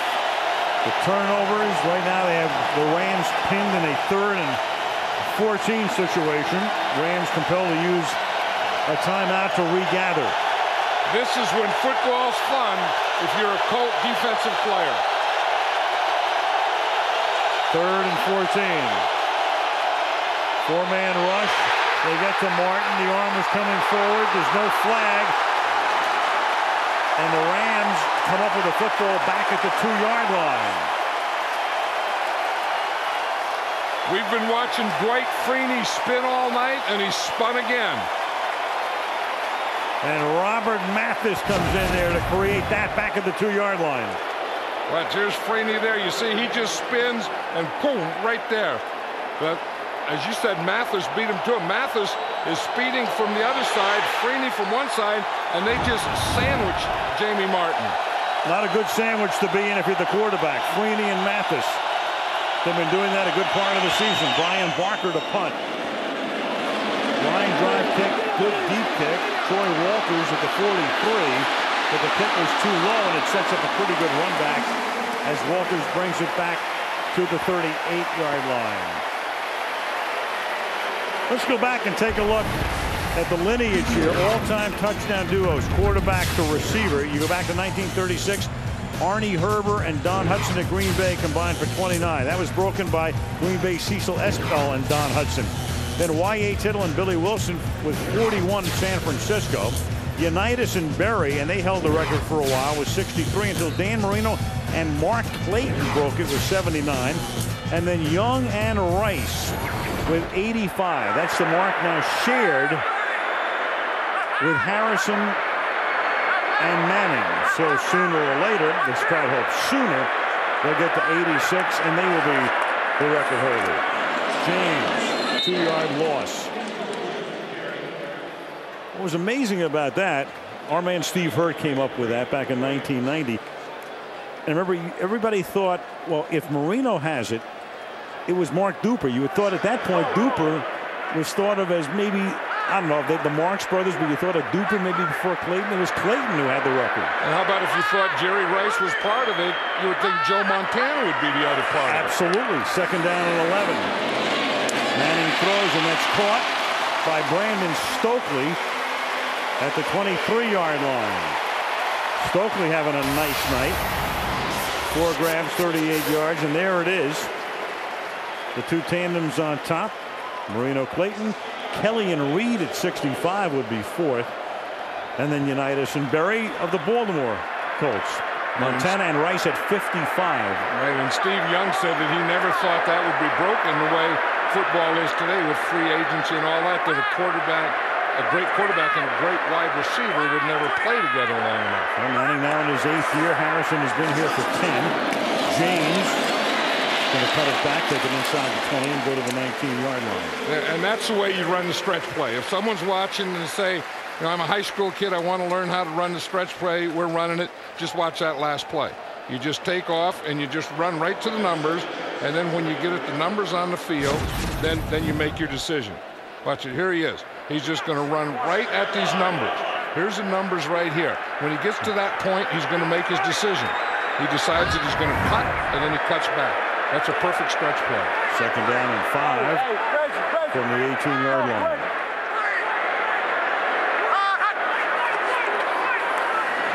Manning throws, and that's Reggie Wayne. A flag is down. Wayne trying to get the first down. Came close.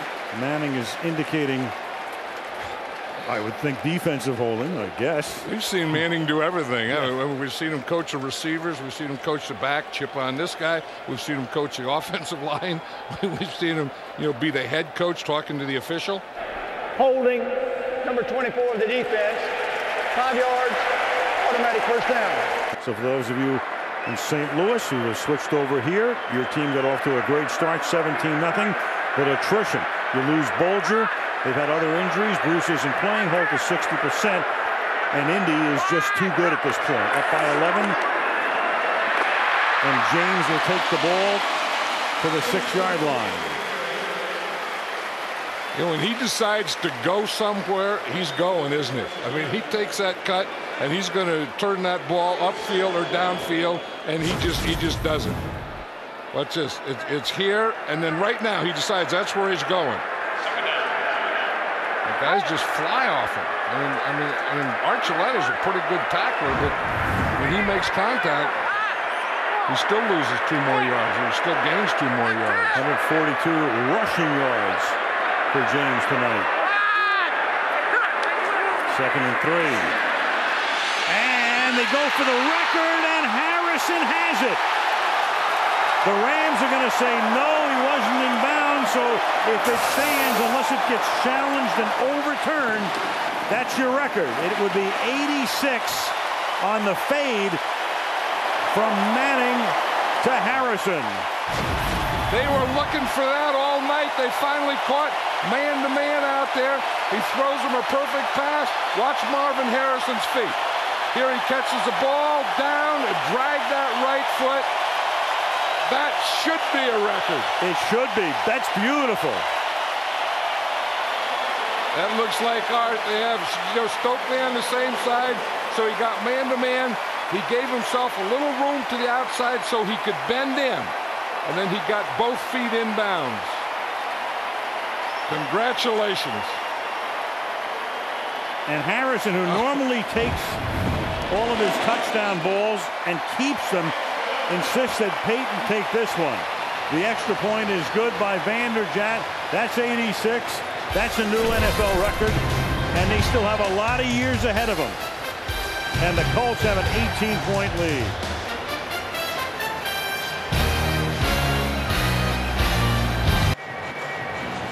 So for Marvin Harrison, a very quiet night until just now. He caught only 2 balls. He now has 3 catches for 21 yards. He's had a lot better days. Team-point lead. Johnson to run it back up to the 23-yard line.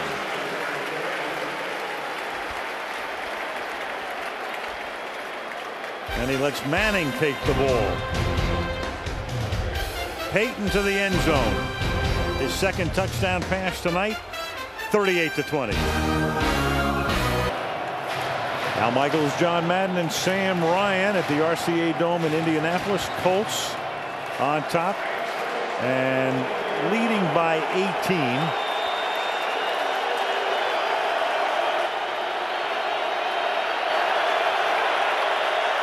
Indy trying to go to 6-0. Jamie Martin, who took over for the injured Bolger. That one's intercepted. Harper comes away with it. His 2nd takeaway. To the 18 he goes. 4th time that the Colts have taken the ball away from the Rams. We're talking to Tony Dungy about the defense. He was talking about toughness and speed, and the other thing he talked about was getting turnovers. And even at halftime, he told Sam, he said, our defense isn't making anything happen. We have to make some plays on defense. Well, they came out in the 2nd half, and this defense has really made plays.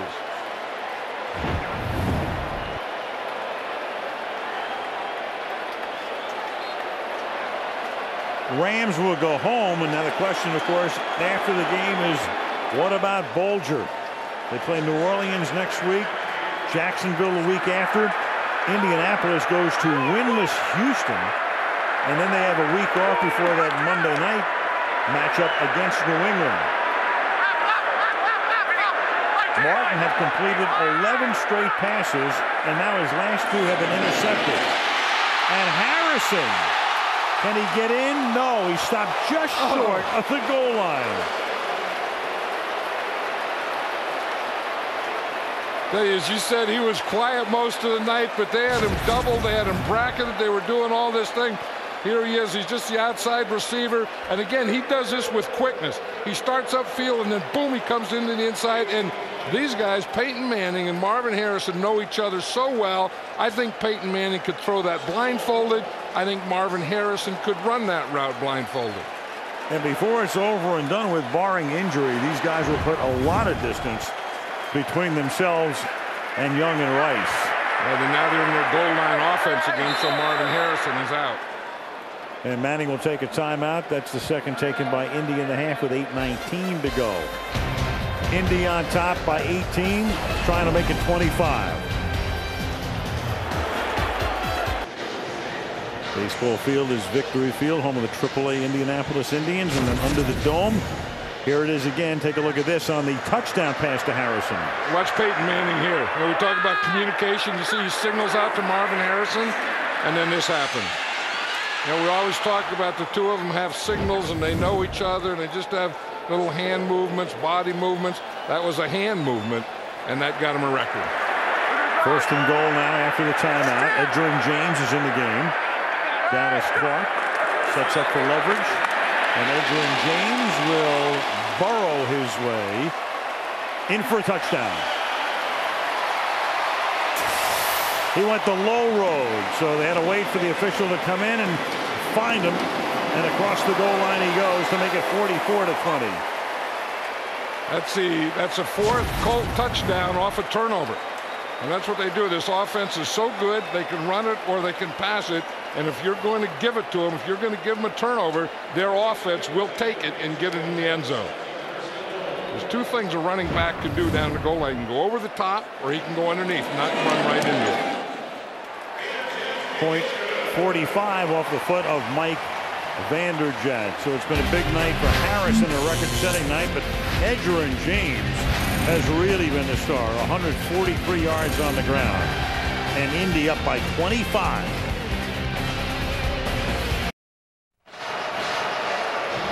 Indianapolis leading 45-20. And again, the record-setting touchdown, the 86th right here. Peyton Manning is mic'd up. Go back and have a listen. You got it. You keep it. You keep it. You keep it. We'll split it. We'll split it. We'll split it. We'll split it. He's still doing play action. Now, isn't that something that he tried to hand it to Marvin Harrison and he just kind of shrugged it and didn't want it? But the funny thing about that is Marvin Harrison. 25-yard line. Maybe they should open up a joint custody account.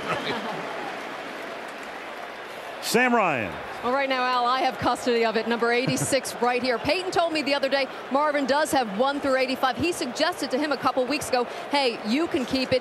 And Peyton said, why don't we split it? You heard in that mic'd up, Peyton did suggest that we can split it. So how would they split it? Peyton said they could actually cut it in half, stuff it with a note or something sentimental, and mount it on something. So they're going to split it, gentlemen. Or, Sam, you could put it on eBay. You don't know where that ball is going to end up, though. I mean, it could end up with the Colts and in their office. It could end up in the Hall of Fame. Jackson makes the catch outside. Gain of 3. Middle linebacker Gary Brackett with the tackle there. You know, Gary Brackett, he's starting there middle linebacker now. He's kind of an undersized middle linebacker, but look at him. He looks exactly, now I'm not saying he plays like him, he looks exactly like Mike Singletary. Yeah. I saw him at practice the other day and I said, that looks like a young Mike Singletary. Eyes wide open. Not quite as wide as Mike's. That was Mike's trademark. Steven Jackson will get submarined by Bob Sanders, but not until he picks up a first down up at the 36-yard line. Yeah, if you're going to play that two deep zone, that Tampa 2 that they play here, that the Colts play, those safeties have to make that tackle in the open field because they're deep and they're the only ones. And you see the linebackers there. And then once you get past that second level, that guy there has to make that play. And that's why Tony Dungy really likes Bob Sanders. From the 36-yard line, Jackson up to the 47. Again, going back to the storyline in this game coming in, Colts unbeaten. Rams without Mike Martz with the bacterial infection of the heart valve. We were talking about Mike before.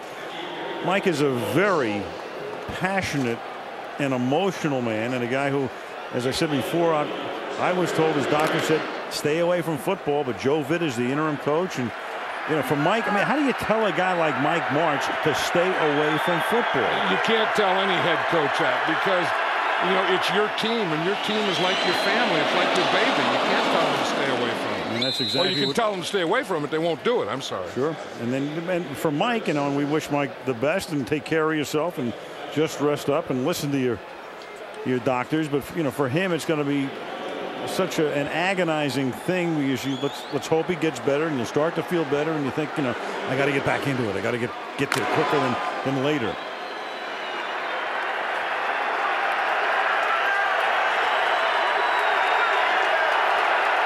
From the 42-yard line, 1st and 10. Draw to Jackson. Big hole, and Steven Jackson to the 29-yard line. Well, you know, the Rams in the second half had so many turnovers, and the Colts are playing pass and expecting that, you know, because the Rams are behind, they're going to be throwing every down. So they're coming on a heavy pass rush, and the Rams are just going with the draw play.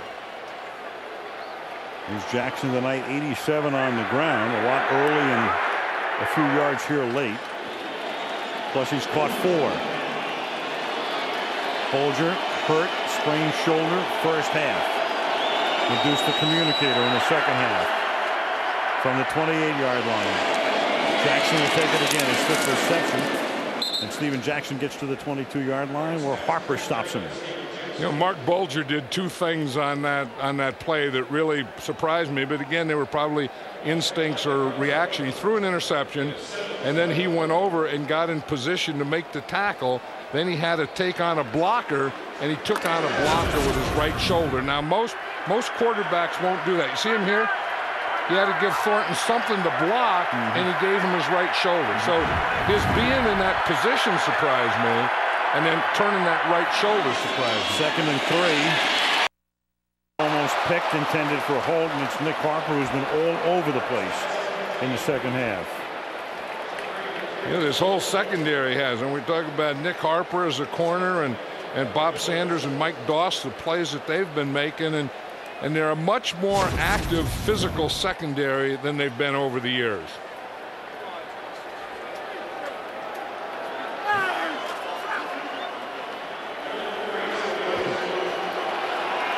The offense wanted that one. They wanted another one. They have 4 scores from turnovers this half. They have 3 interceptions, 1 fumble. And this is Marshall Faulk taking it to the 10-yard line. So they're exploiting the middle of the defense, which the Colts are basically giving them here. Yeah, they're giving them that because they're giving them a heavy pass rush, and they're just rushing the passer, trying to get to him, and they just hand the draw and run right by him. And then when you have a guy like Steven Jackson running it, you know, you're not going to tackle him with a hand as you go by to the quarterback. From the 9-yard line, Marshall Faulk is the back here.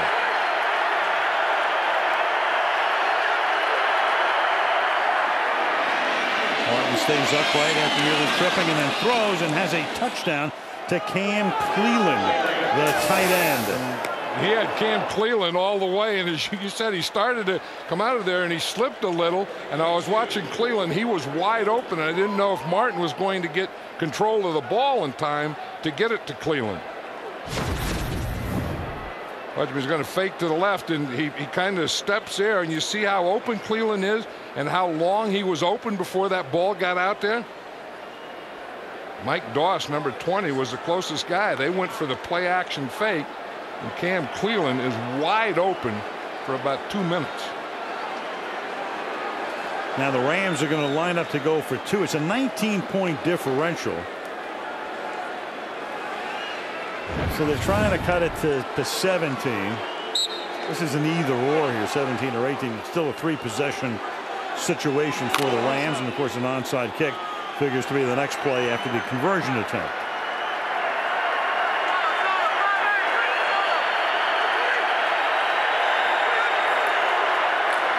And this is Falk, and Marshall will take it in. So Marshall Falk will add 2 more points to his scoring total on his way to the Hall of Fame, and that makes it 45-28. So the Colts at one point down 17-0. Steven Jackson, his numbers on the night, and he got off to a hot start. But then Bolger gets hurt, and that was a huge play, obviously, because it meant Jamie Martin, the experienced but seldom used quarterback, had to come in, even though he played fairly well at the outset. Edgerrin James has had a big night. Peyton Manning, he's had better numbers, but again, Peyton just managing the game efficiently and effectively, and the offense taking advantage of the turnovers. Harrison with a record-setting catch, 45-28. And you know, John, one thing we haven't touched on tonight, you look at these franchises, the old Baltimore Colts, the old Los Angeles Rams, used to be in the Western Conference of the NFL, would play all the time in those years. Now, of course, a different situation. They don't play that much. But these were 2 franchises traded for each other back in 1972. Carroll Rosenblum, and there is Jim Irsay, whose father, Bob, wanted to get into football. So to get the Baltimore Colts, what he had to do is buy the Los Angeles Rams and then trade them with Carroll Rosenblum, who owned Baltimore but wanted to own a team in Los Angeles. And for tax purposes, they effected this trade where Irsay actually owned the Rams very briefly, and then they effected the franchise trade, and they put the good hands people in. That's Marvin Harrison, making sure the Rams don't recover the onside kick. Yeah, I think Carroll Rosenblum, when he owned the Colts, he wanted to get out to Los Angeles, and maybe you know part of it was a tax, and part of it was that's the franchise that Carroll wanted too.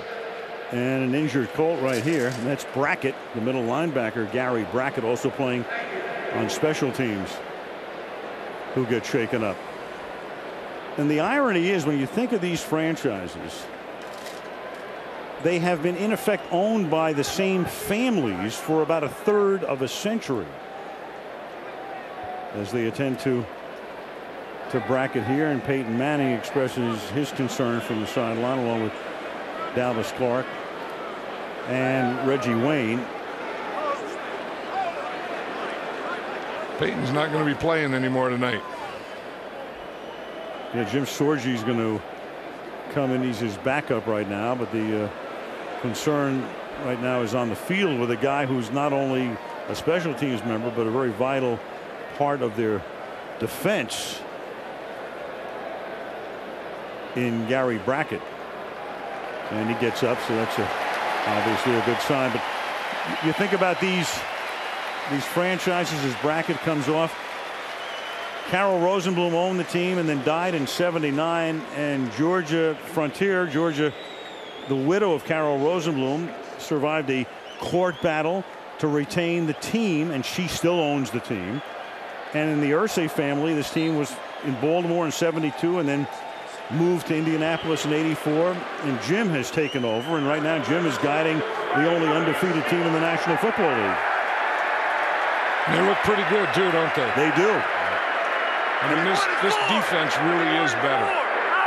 From the 46-yard line.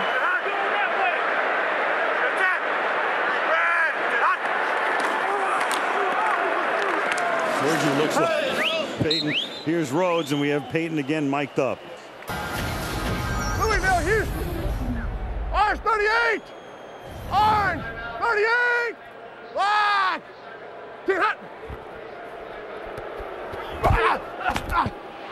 Gotta firm up a little bit, boys. They're coming. Damn. Hey, it's tough. It's tough, baby. No, no, look, no, look, no, he got it back, no, look at it, wait, he got it back. All right, you got it. You keep it. We'll split it. He's been on so much tonight, he should pay after dues. He is all over the place. You know, it's interesting, Tom Moore, the way he calls plays to Peyton Manning, and that's what he does up at the line of scrimmage, is audible. He says he doesn't send in a play, he sends an idea in. And the idea is maybe a run right, and then he has a companion if he doesn't like that, run left, and then if he doesn't like the run, he has a pass. So those are the things that he's going through. Rhodes. Coaching by concept.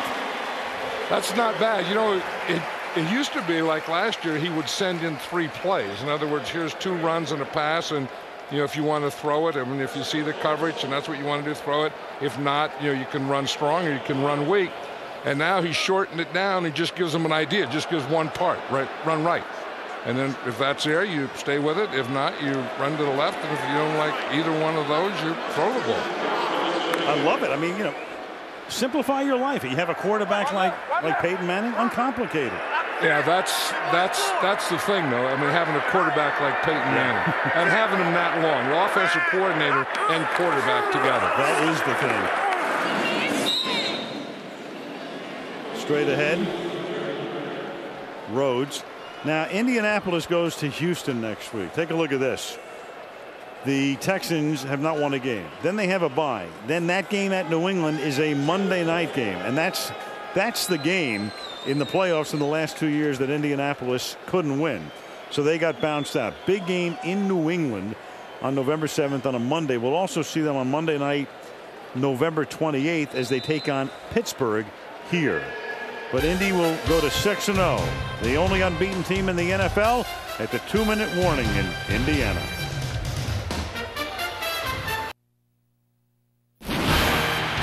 Bedlam, Curly Lambeau Stadium in Green Bay.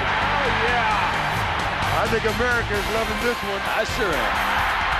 Do they love it in Green Bay? They love it in Green Bay.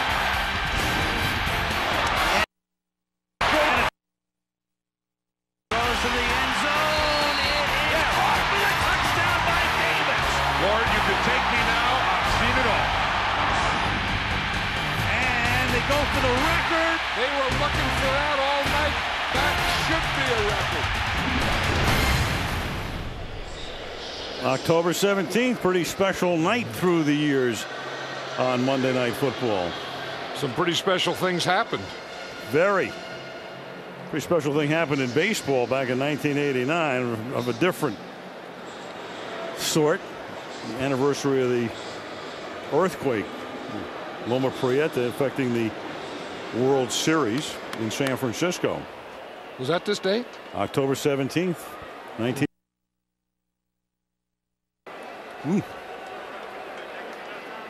That was 16 years ago. Wow. 18 and 88, equaling 86 as the Colts get ready to run out much of the clock here with 2 minutes to play. Manning done for the night. And the Colts ready to resume practice this week. Short work week and into Houston on Sunday. And we got Rhodes. And he's not done yet. And Rhodes has the presence of mind to go down before he goes out of bounds. Picks up the first down to keep the clock rolling. Yeah, we were looking at that schedule there of the Indianapolis Colts, and talking to Tony Dungy last night, he was saying that, you know, everyone thinks that we want to have playoff games here at home. He said it's not that. He said the first thing you want to do is win your division, and then he said you want to buy in the playoffs. He said that is something that is really big and maybe the most important thing, not having to play the first week in the playoffs. Tremendous difference between being the number 2 seed and the 3 seed. The 3 seed gets a home game, but the 3 seed doesn't get a week off.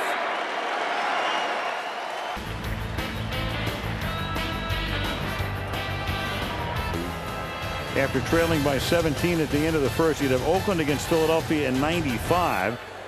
when Oakland scored 48 unanswered points to win the game. You had a situation tonight, Indy against St. Louis tonight, 17-0 early, and then the roof caved in. As I said, it's a matter of Indianapolis being a good football team, Manning, James, Bolger getting hurt, the whole thing going on with the Rams right now with the coaching situation, and the attrition helps to do them in, and now they'll worry about Bolger and whether he can play next week. But the Rams go to 2-4, the Colts go to 6-0.